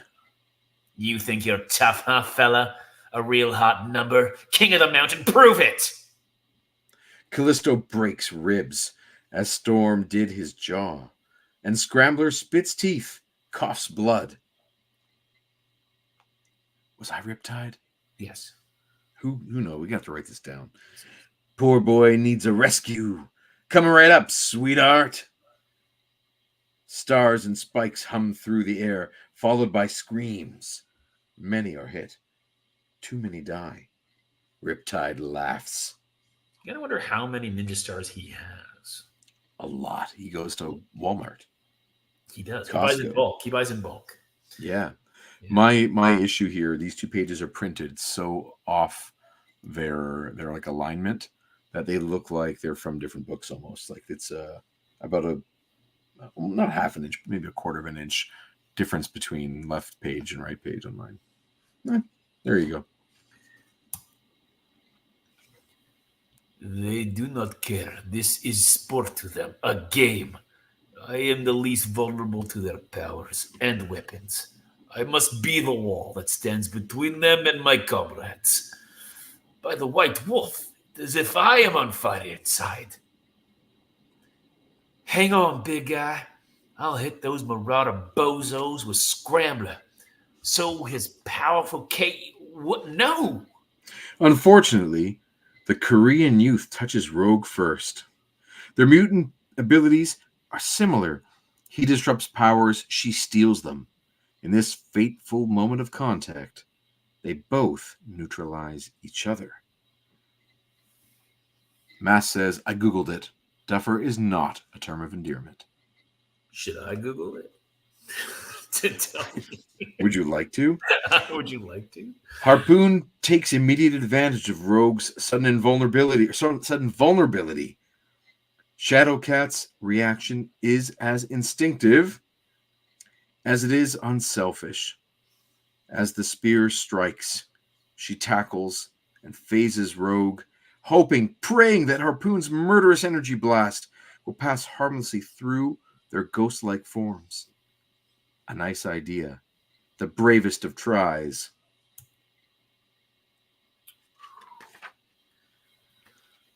Hearing Kitty's screams, Colossus lunges for Harpoon, but Riptide blocks his way. Since you care so much about the baby brat, how about I send you to paradise with her?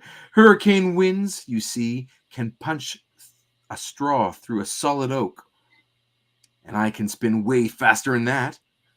I figure, my robust Russian friend, that my speed and my blades can cut even you down to size.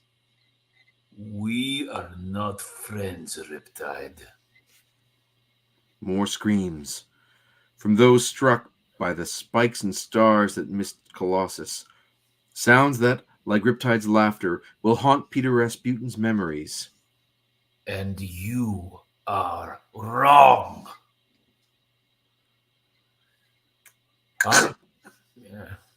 Harpoon, make peace with your gods, little man. You are next. Yeah, I want that comic. Holy crap. Okay. Yeah, like this page like is burned in my memory. Yeah. Yeah. Just like the choices of it and like the expression on Colossus's face and the fear in Riptide's eyes, right? And well, we're about to get to it, but like this is the first time that Colossus has ever killed anyone. Right. Like just so like on purpose, feels like he has no choice. And that's kind of like a bit of a theme, right, that we've seen sort of throughout the issue and that we'll see throughout the story, right? Like the villains are literally committing genocide and the X-Men are trying to stop it, but the X-Men are like just at a real low point, right? Like they've been battered by the events of the previous 3 years. They've, Cyclops has left the team. They've made it through all of the Dark Phoenix stuff. And, like Wolverine can't heal as fast. His mutant like senses don't work as well. Nightcrawler can't teleport as far. Like everybody just did, like Storm has no powers, right? Like everybody is just at like this like base point. And the strongest person that they basically have on the team right now is Magneto, and they figure out a relatively plausible way for him to not show up right now, because essentially it would be a bit of a MacGuffin, right? Or a bit of like a Deus Ex Machina if he just shows up and crushes all the Marauders into a little tube. Yeah. All those throwing stars, just reverse. Right? Like, so everyone's weapons. Just all done. of Scalp Hunter, all of it. Yeah, and Harpoon, everybody. Yeah, right. But it just pushes, the entire issue pushes to this one page and really this one panel where Riptide's neck is snapped, because the whole idea that everybody's wrestling with is it okay to kill? When is it okay to kill versus when it's not okay to kill, right? Like Kitty has a monologue about it. The monologue is so big in a thought bubble that basically the script must have said, draw a pile of garbage for like, 3/4 of the panel so I can fit it all in. And the general point of the thesis is that, well, yes, sometimes killing is justified, right? And again, that idea for a hero is relatively revolutionary in 1986. Yeah. They have been building this theme. I mean, if we were to imagine that it was like an intentional thing, which it could be, something that Claremont was either returning to over and over as a central question. I don't know if he ever intended on moving along that question, to a conclusion. This clearly is a conclusion of that. Like it like you said, it all kind of builds to almost the sweetest, most innocent member of the team. Like Colossus has always been the boy giant in a way that he wouldn't hurt a fly, right? He's the artist who would rather sit and paint or draw than he would actually be. He doesn't have a love for action, especially the way that Storm at this point does. Wolverine thirsts for it. Nightcrawler has always been that swashbuckler who loves at least some acrobatic fun. Rogue has never been shying away from a scrap. Kitty is now at this point like a trained ninja and more than happy to be active. Colossus has never had a love of violence, and even to the point where like Wolverine and other issues has had to coerce him into having a fight to kind of have a cathartic experience.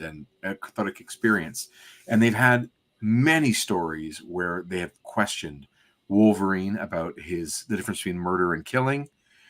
So much so where stuff with Rachel in the last few issues where he goes to prevent her from murder and he will kill to stop her. So it's been this absolutely like very clear ongoing narrative. And sort of to have Colossus have his murder card, so to speak, have his cherry popped, like his first kill. It feels like a fall from innocence in a way, or loss of innocence for kind of the whole book or the whole team in a way. Once he kills, like, there you go. It's her too. I need to see Kitty kill somebody for it to be truly encapsulated, because she is the innocence of the team more so than him, I think. But I'd love to hear your take.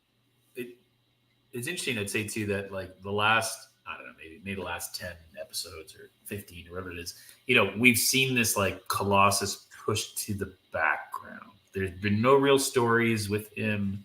Claremont doesn't seem to know what to do with him, or he just kind of shows up, he's there, doesn't really have anything that is about him or any kind of real storylines. No real growth. Perhaps he's hit his arc. And then a couple of issues ago, he comes back, and maybe it's last year, I can't remember. And he gets on his old costume, which you see here, right? Right. And then he's like, "Oh, I found this, and the other one's damaged, so I'm going to wear this." You're like, we were both like, "Ah, it's so great to see Colossus back in this costume that we love of him, this original costume." And then to see him lead to this, I think you're right. If we had seen, when he almost throw that piece of cement and does it without giving any kind of heads up, like, we need to see that body language evolve. But this is the moment that Claremont, I mean, it's funny, like, that's like the great riddle of the Sphinx. Like, does Claremont plan these things out? How far in advance? Or is he just thinking next issue or whatever? But like, we now get this moment with Colossus. We have had no moments with Colossus for, a good chunk of time. We can't remember the last one. And so now it's this loss of innocence in the face of genocide.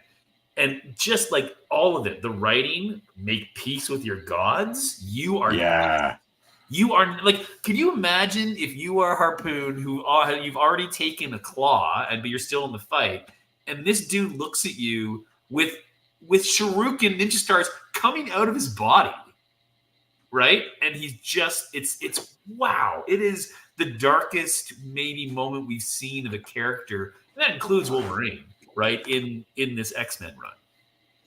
Sure. It's something. It's something. Agreed. David brings up an interesting point. He asks if Colossus is the one who kills Proteus. Oh. Yeah, he lays the final blow, and I'm looking at those pages now. So, you know, like Proteus is kind of going out of control, is destroying everybody, and he does it with some rage and some intensity. He's like, I hear you, Butcher. Right. Inside my mind, laughing. You enjoy causing pain, death. Before I met you, I never understood evil. You are evil, Proteus. And eventually he like transforms into Colossus from flesh and punches right through. Like, you know, the mistake will be your last. And then afterward, Wolverine's like, I'm proud of you, Petey. I couldn't ace that sucker better myself. Like, clanks on his armor. Thank you, Wolverine. You know, so he does, but it's like a happy murder. Right. Happy murder. Well, if I literally, okay, I'm just going to show you the aftermath of that murder. Okay. Yeah. Right there. Look at Petey and Wolverine. That's right. Thank you, Wolverine. That's a happy murder right there. All is good, but he does. So I wonder if that is the difference kind of between maybe it's a tonal difference. Maybe. But also the idea that it's his first murder, that's just Anthony talking. So it is possible that that's a narrative that you have in your mind that is like thematically kind of true, but factually, maybe if we were to get nitpicky in a fair and okay way, I guess if we're talking about it, right? Like, so in the battle with Proteus, right? You know, where Colossus is fighting him, does he feel that is it his intent to kill, and does he have no real other choice? Whereas I think in this page, it's pretty clear that he has an intent to kill, but he does have another choice. Yeah, I think that's really fair. So one is like the only option, and this one, I mean, to grab the guy by the neck and break him is, I mean, you can choke him out and not have him die. Right. There's a lot of, obviously we can go and rewrite this all we want. I think this is he's seeing red. Yeah. And get it? He's communist. Get it? Nice. No, it wasn't. And as you mentioned, though, like the fact that it's Colossus is important too. Yeah. Right? Like if Wolverine had, just killed Riptide, it would have zero impact, right? Well, it would be cool. Let's finish this and then come back and talk more. There's also some things in the chat to get into, but let's finish the read because there's a lot on this page. I also love the way the stars are embedded in his chest. That's what I mean. It's next level. Where is he? Gone. Scramble with him. Appears the fight's over. Peter killed Riptide. And those two hadn't been rabbited, he'd have done the same to them. It's what they deserve. But killing's my job. Or Wolvie's. Peter was made for gentler things. Yeah, so I mean, they're spelling it out for us, right? Yeah. Kitty, are you merciful goddess? No. I can't unphase. I'm concentrating as hard as I can, but nothing's happening. I can't solidify my body. This is my fault. Kitty got hurt saving me. Oh, Sugar, I'm so sorry. If the X-Men must fall, Rogue, let it be while saving lives. I'm through taking lumps, Storm. I mean to dish some out. Vengeance can wait. Look around you. If we pursue the marauders, most of our own wounded will die. Is that what you want? Right thing to say, boss. Too bad that won't help. I understand Rogue's anger, Logan. If she only knew how pale it is beside my own. Price of leadership is doing what's necessary, not what you want. My leadership has led us to a bitter defeat. Happens, even to the best. I do not like to lose. Me neither, darling. But it's the war that counts, not a single battle. Cold comfort, my friend. I want you to stay behind here in these tunnels. We know nothing of the marauders. I require a prisoner for interrogation. No problem. What about the rest? One prisoner is sufficient. The remaining marauders are yours. Jeez. Fuck yeah. Oh my goodness. Yeah, like again, Wolverine Unleashed. Like, just go do what you got to do. Is that what we're leading up to? Like him hunting through the tunnels for marauders? You're gonna have to wait, Chris, till next Tuesday to find out, my friend. Unless you want to break your own code of reading ahead. No.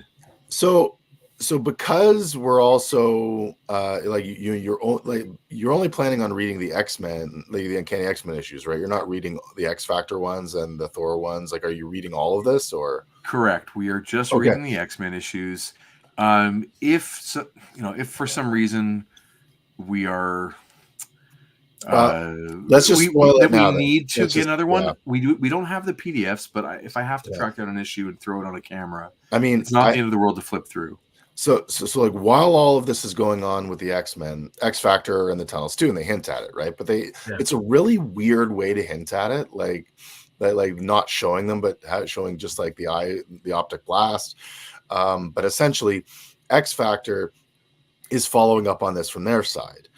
And what happens is this is where Angel is captured by the Marauders. His wings are damaged. Harpoon, right? Yeah, so Blockbuster knocks him out and Harpoon pins him to a wall, and Thor comes along and saves him. And so that's why the Thor issues are there. But what happens in the aftermath is that Angel's wings can't heal and they turn gangrenous and have to be amputated. Right. And that leads to him going to like Apocalypse, like turning him into death. Like it's everything. Like this is one of the big ripple effects from the Mutant Massacre, right? Later on, like Kitty stays in this ghost phase until Reed Richards and Dr. Doom have to figure out how to reverse it because she's slowly dying as well while she can't unphase. Like she's breaking down at a molecular level. So again, really, really interesting part, right? And your next issue that you're getting to is like has like a pretty spoil it color. I'm not gonna spoil it because that's the but it sets up a lot of stuff and it hints at it in a couple interesting ways too. In this like going back and seeing it once you've read the whole thing, you're like, wow, that's pretty wild, right? Yeah. X-Men Essentials, Volume 6. If you don't have this one, this has X Factor 9 right in it, and I'm assuming it has X Factor 10. So I know I have flipped through these recently, but I think I will reread them, maybe even tonight, just to get that vibe. And yeah, look at that one, right? Yeah. And that's a Walt Simonson drawing, and I think he does the interiors too in that issue. I think yes, so. He does. It's Louise writing and him pencils and Bob Wyacek inking. So I guess the whole Mutant Massacre is in not only like all the omnibus, of course, but it's just even if you're looking for these ones, which I highly value as well. They're very affordable, not always easy to find, but totally worth it in terms of it showcasing the artwork and being really concise for the storytelling too. And they're affordable. The New Mutants is here. New Mutants 46 is in this, which is that issue in question. Yeah. And it is a Barry Windsor Smith cover. And Jackson Geiss, I think that's how you pronounce his name, is pencils. Kyle Baker on inks, which I did not expect. So that might be really nice to look at. Baker's a really interesting artist. Yeah, I'm gonna have to go through this, man. This is insane. The Thor issue, unfortunately, is I don't like Sal Buscema compared to Walt Simonson, but that's an amazing Walt Simonson cover, and then Sal Buscema art on the inside. But yeah, it's all here.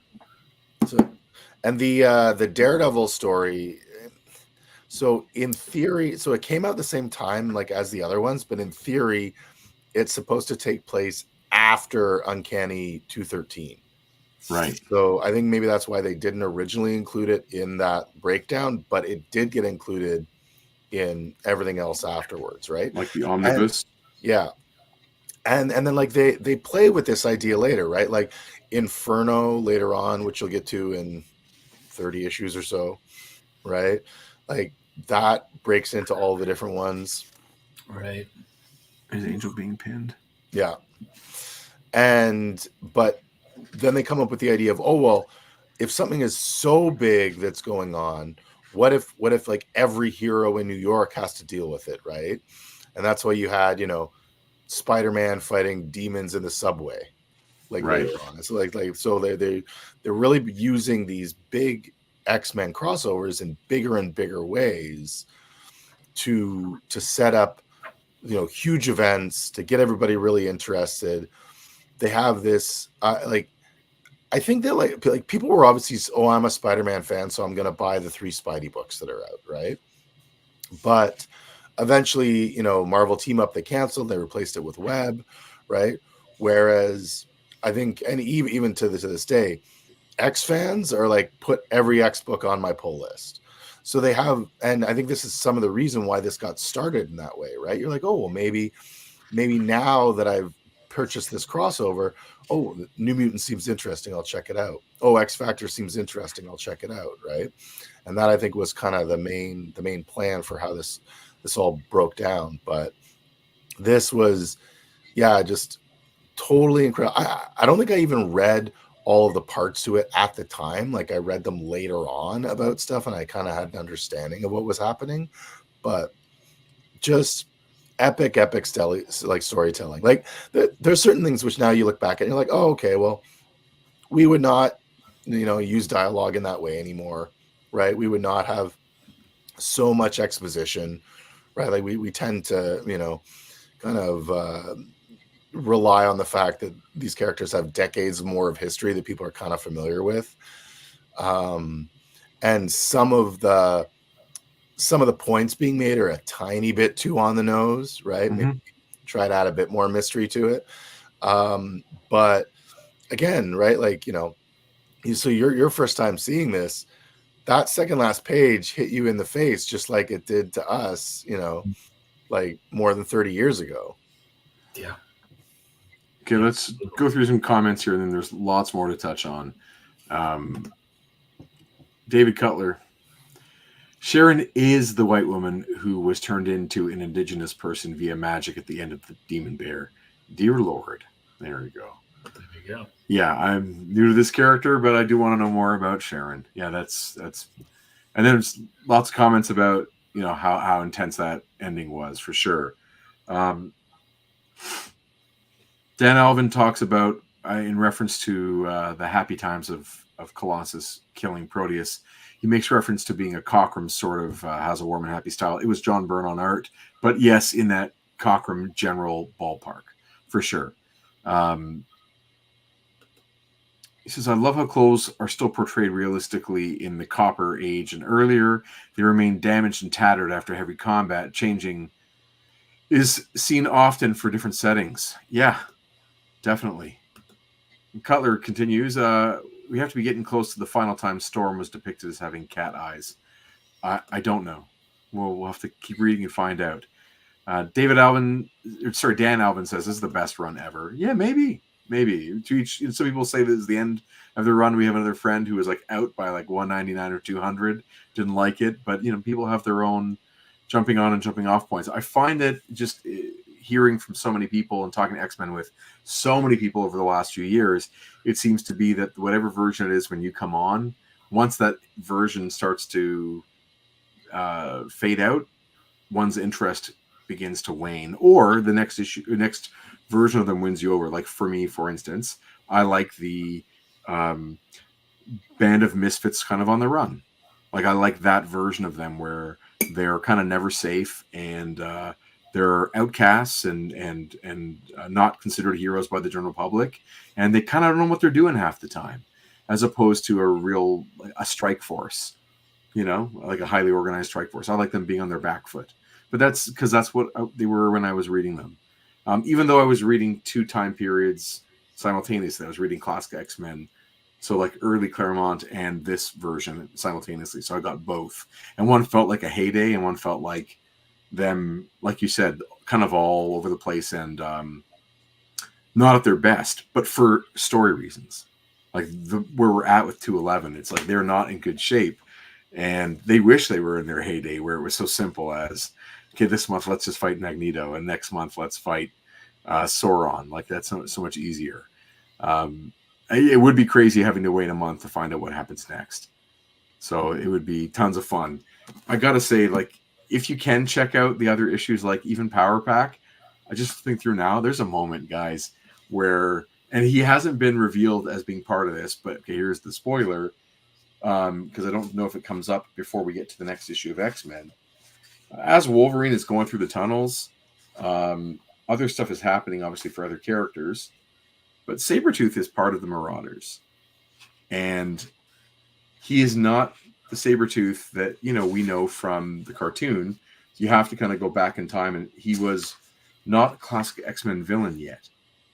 We've been reading X-Men since Giant Size 1. He has not made a single appearance in X-Men. So he is not an X-Men character as of yet. We know he's going to fight Daredevil in that other book and Daredevil in series. But the kids in Power Pack get, in their issue 27, they get a projection. There's one of the Morlocks who can project his things onto, like, send a dream, project his like thoughts of others in his dream to other places. Named Artie, I think, is who that is. So he kind of sends a visual message to the kids in Power Pack, who then come into the sewer. These 4 children, and while they're in the sewer, they see that stuff's going on, and then a feral predator comes down from the pipes above. They're like, "Mr. Logan, oh my god!" And it's not Logan. It's fucking Sabretooth. And I'm reading it being like, because he's going to gut these 4 children. And that idea of, like, I love those moments in movies where the innocent characters mistake. I mean, it was the same, I guess, when Mary Jane thinks Peter Parker is coming in the window, and it's Eddie Brock the first time.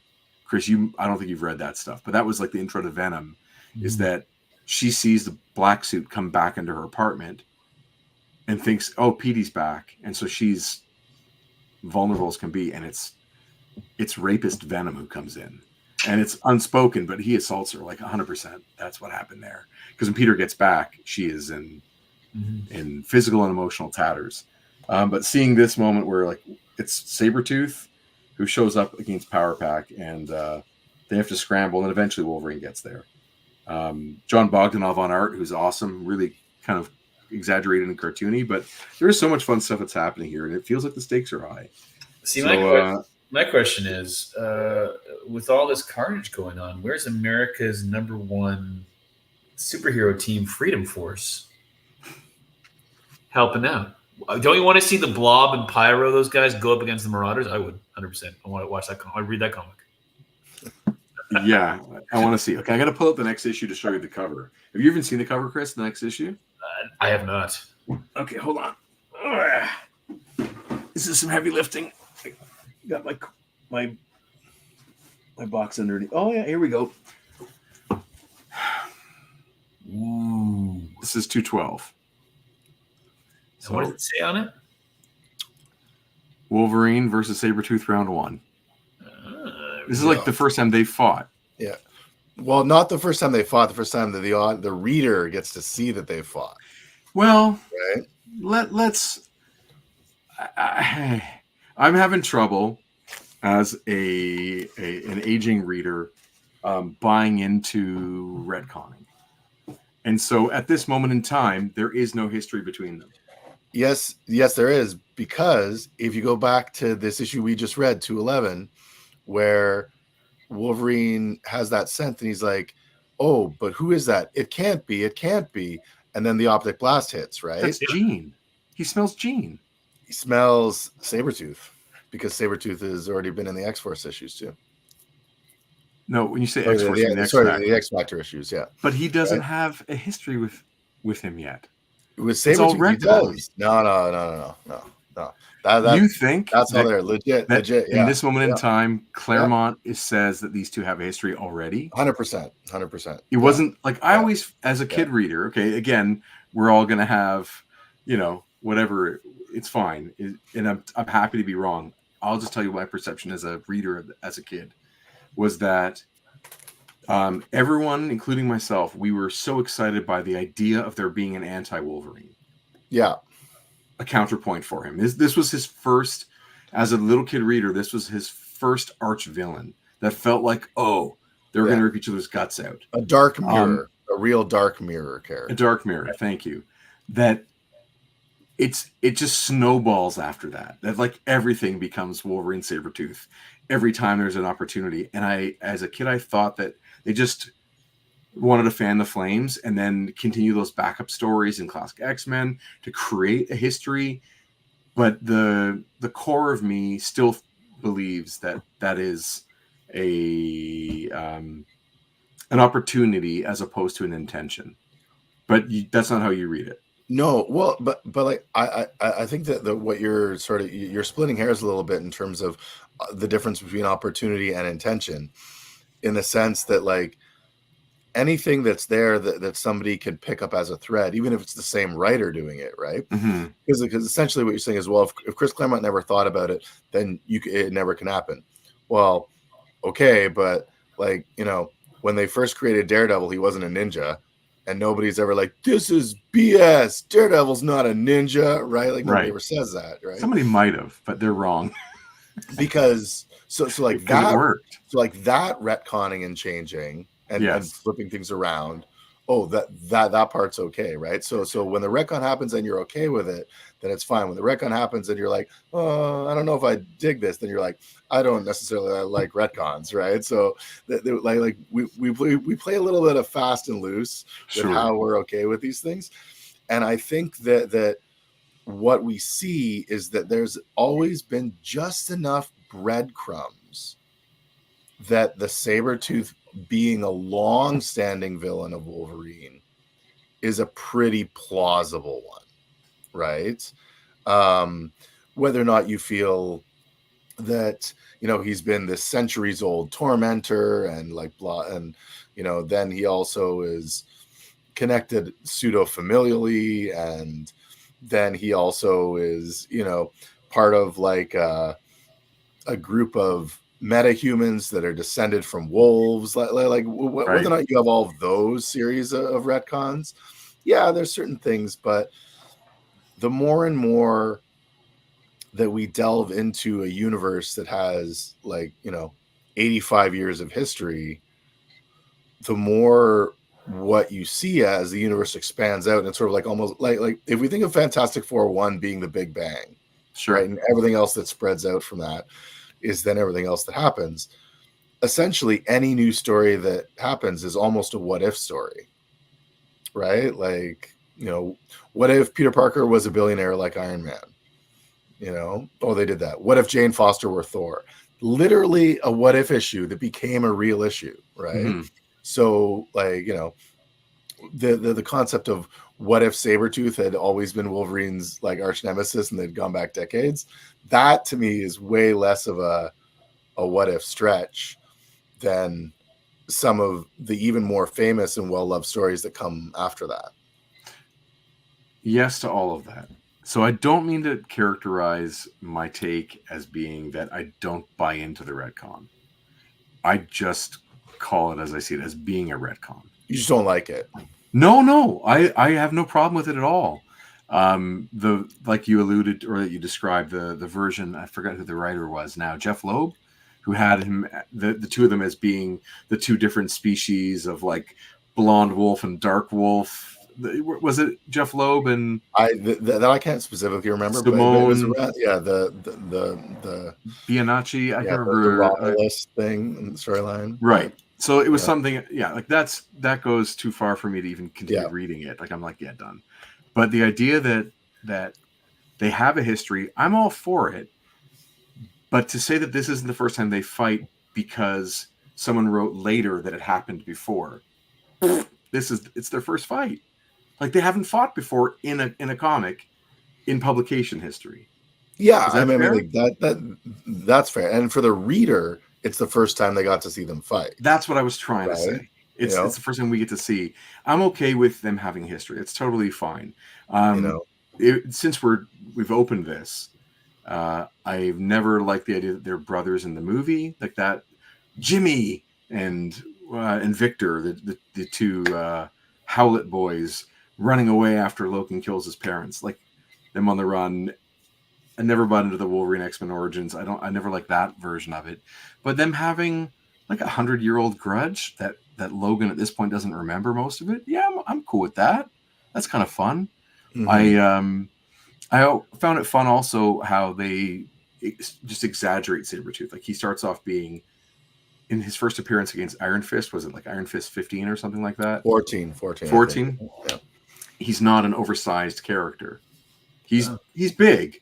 But like, by the time Jim Lee gets him and the cartoon gets him, that was the surprise for me. Again, not knowing the publication history, being really too familiar with the source material, was the Sabretooth that I knew was the 90s cartoon Sabretooth, right? Just hulking. And then when I saw when I finally got my hands on this issue as part of, I was collecting this Nascenti Daredevil run, I was like, oh. I mean, he's kind of comes off as feral for sure. Got that as part of it, but size-wise comparable to Daredevil, a person who has muscles, but not a giant of a thing. Yeah.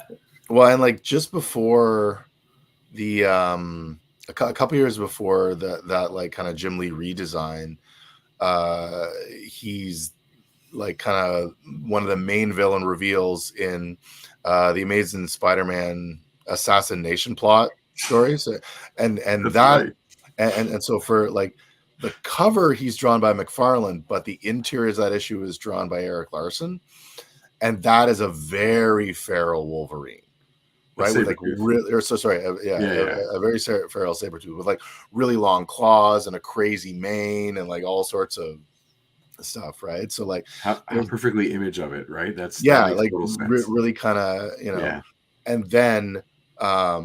then the Jim Lee, but like those Jim Lee redesigns of all those characters are so strong, right? Like they just last. Like decades and decades later.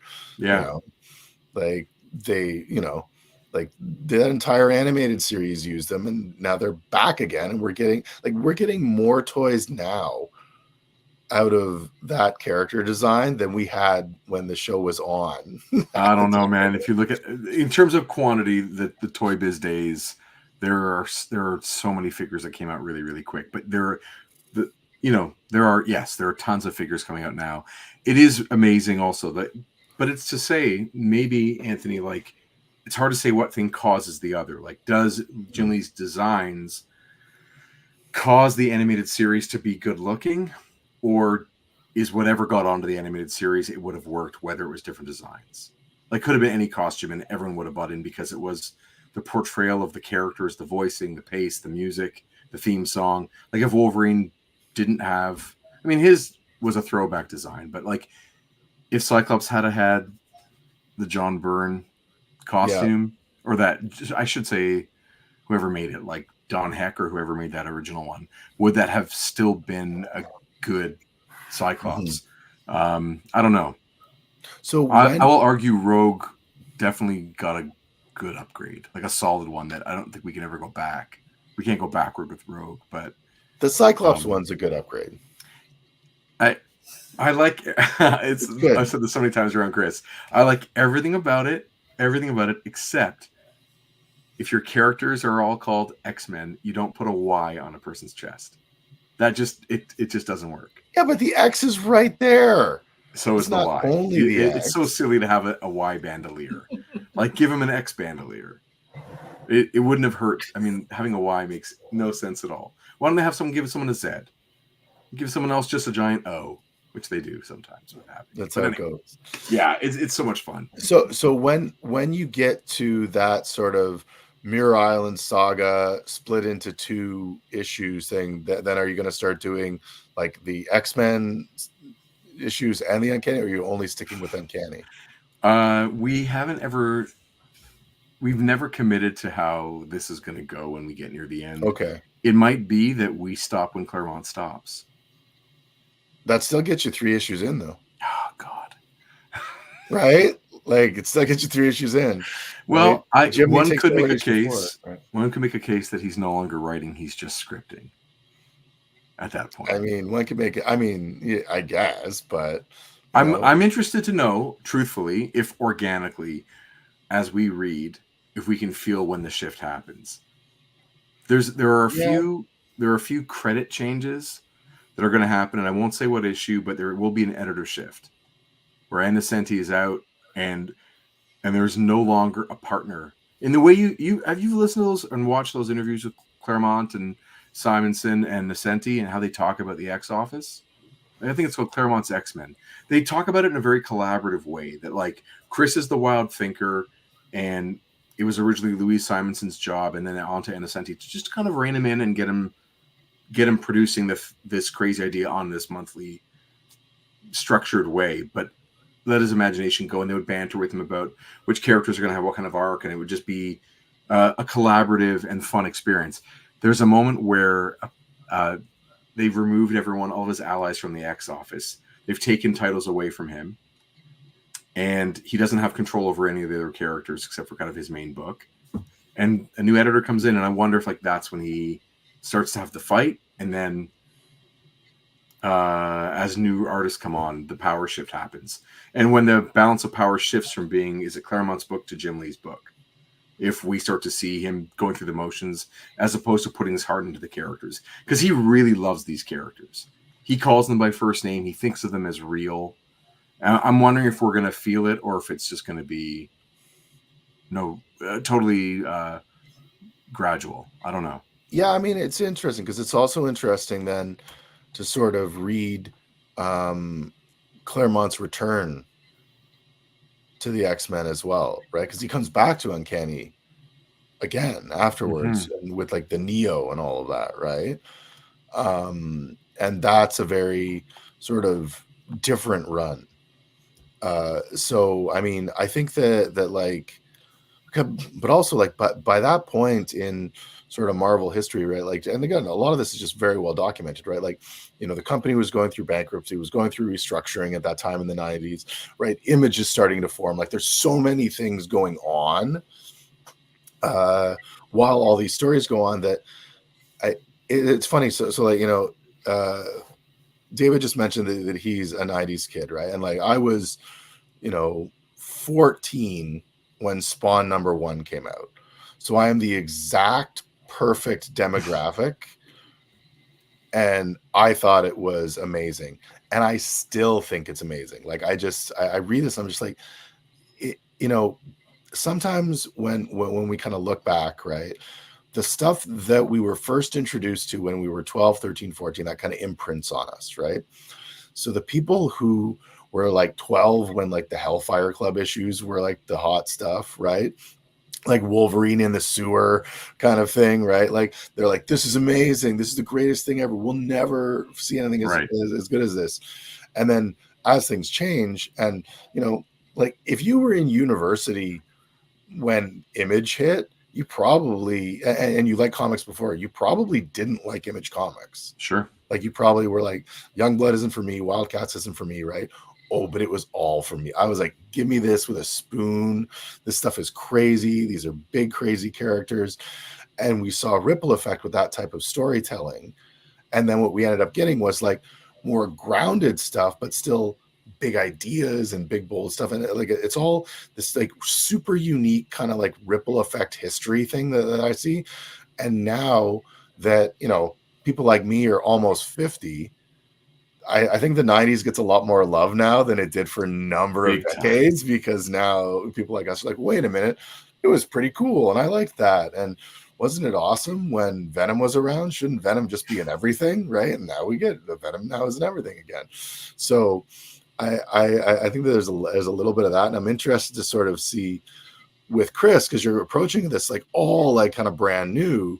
It's like a baby deer. Yeah, like you don't have the same sort of like, you know, nostalgia. Yeah, well, because it's like I got to like, you know, like one of the things when we ask somebody who is your favorite Saturday Night Live cast, it will always be the first one you saw because it was this watershed moment in life, right? Yeah. I was finally old enough to get to stay up and watch Saturday Night Live, and it's the same kind of thing with your X team. Oh, I don't know that one. I love that everyone does use that as the. I have to be devil's advocate. Bill Hader, Andy Samberg, Amy Poehler, Maya Rudolph, like that group is still better than what I grew up with. They are so much right. Will Forte, like that whole group is better than my first group, which is the Dana Carvey, Phil Hartman, Kevin Nealon, Mike Myers. But anyway. But I guess what I'm saying is it isn't specifically that what we're saying is that they're like not like who is the better comedian, who is the better thespian, right? Mm-hmm. What we're saying is that's what we're saying with some of the comics too is does it make you feel the same thing that it did then? Right. There are probably lots of other X-Men issues that are better issues than 211. Right. Does it make me feel like, you know, in a bigger way than that issue 211 did? Right. And that's often what we're talking about when people come to, you know, comics, and when people come to any sort of, you know, like story, right, that hits them at that exact moment when they kind of needed it. That's my deep thought for your. No, it's a good thought, and it matters. It's always a good reminder. I agree with you completely. David Cutler says most people are that way, but yeah, my favorite SNL cast is the one Jason is mentioning now. I started watching 96 and get confused about who was even on those days. I think that example of SNL works perfectly, except for the fact that it's like a murderer's row of who also went on to influence comedy for like the next 20 years. Yeah. I think if they didn't, they're just so much better than everybody else in hindsight. But at the time, I don't think it was that great. It's so funny because it is true. It's like what imprints on you, right? And in whatever your favorite band is always when you're 17. And so like the SNL one, just to throw some context into that, or some, you know. So I'm watching SNL now, not on Saturday nights. It's too late, but I watch the next day with my 13-year-old. Epic. And he now goes, as they do the intros, right? The intros, he's like, Mikey Day. And then I'm like, sure, man, whatever. And then he's like, a film by whatever those three guys do. I forget what their names are. They do, right? Anyway. Yeah. But he lists it off because it's in his head. He's like, I want this thing. It's imprinting on me. I can say these comics names. And I'm like, sure. But it's really funny because you can tell that's his part, that you're seeing it live happen, right? Which is pretty cool. Please Don't Destroy. Yes, thank you. Yeah. He's like, a film by Please Don't Destroy. I'm like, are you just shouting back what's on the TV? I was at New York Comic Con on the weekend, and at one point I'm walking through the streets, and I walk past Sardi's, right, like the famous restaurant that has all the caricature drawings of famous people in the front, and I was like, oh, apparently I'm now old enough that I don't recognize who the famous people are in the caricature window in Sardi's. Very good. Good for that. It's a good sign. Yeah. It's a rite of passage. You have to age out. I like the aging out process. It allows me to not care about a lot of things that I shouldn't be caring about, which is just perfect, which is absolutely perfect. There's a lot happening in the chat. We've hit over 2 hours. We don't ever go this long anyway. Do you guys mind if I call it? I blame me. Yeah. Oh, I think it's well, it's a gift. I look at it as a gift. I'm not blaming. I've been talking about this issue for 2 years. So I have, and happy to. And I'm definitely going to be excited to be back for issue 346. That's going to be really. So June 21st, 2022 is when you messaged me and said, "Oh, can I do issue 211?" There we go. Okay, June 21st, 2022. So it's been well over 2 years that we've been. And I messaged you, and I was like, "Yeah, sure, that's fine. That's it. A few years. Do you want to come on between now and then?" You're like, "No, that's my issue." Yeah. So of course, as always, as I say, like anytime you want to come on and talk, You you're sent me. most welcome. You sent me. You're like, he's in for 211. I'm like, okay. And then you sent me the spreadsheet where it has like the guests and slots, and it's like this person, nothing because we hadn't thought that far ahead. And then your name. Amazing. it's pretty good. Yeah, it's very silly, and I'm glad we finally were able to do this. It's been on my mind for a long time too, and always good to chat with you, whether it's at a convention, at a bar, or here now. I love hearing your take, and one of my absolute favorite things about you is that you do love things differently than me. Whereas that, I guess, 2 years between us is like that's the image difference. Like I'm out and you're in. Yeah. And I love it because I know how staunchly, I'm in for, let's just say, like 1986 G.I. Joe, and someone who's 2 years older than me is like, that was shit. G.I. Joe was only good for the first 20 issues, or 21 issues. Yeah.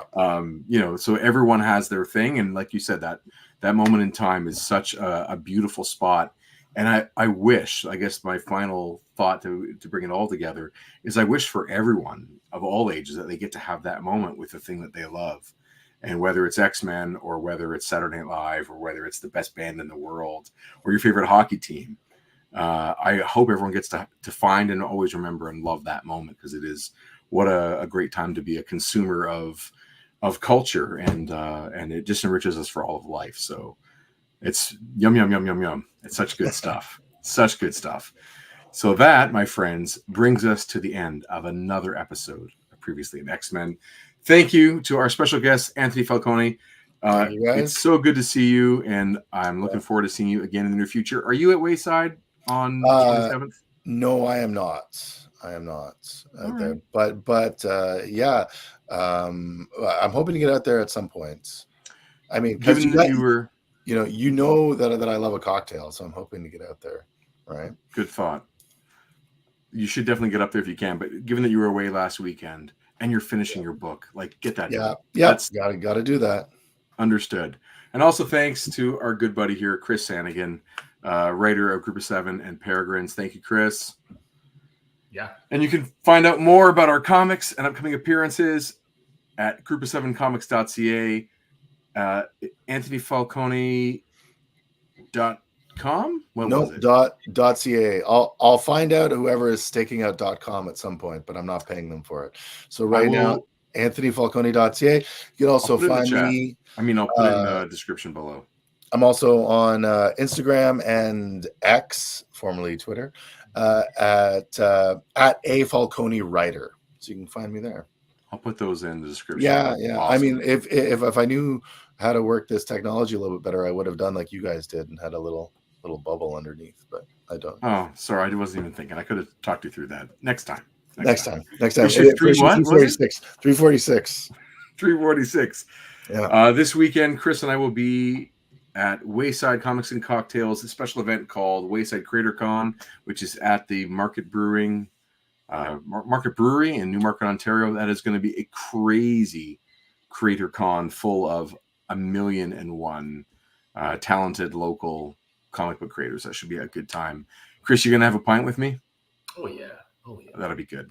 And then follow us. Oh, go ahead. I'm going to tell you, because the night before I'm seeing Iron Maiden. So I got to tell you all about that show. I'm expecting pyrotechnics. So there you go. I want to know that your mind was blown and your eyebrows were singed off. I hope so. Yes. So you can follow us on social media, Group of Seven Comics. Of course, that's the number 7. And please click subscribe to the channel, like on the video. Tell all your friends who are into X-Men to join us every week. And tell us your take on X-Men. Was this a favorite issue for you? Add a little more in the chat. It's always helpful in the comments below. Other than that, I hope you all stay Xy, as David Cutler likes to say. And thanks, bub. And have a good night. And we'll see you next time. Bye. Thanks, everybody. See y'all. I almost left the studio by accident. End stream. There we go. I can do this.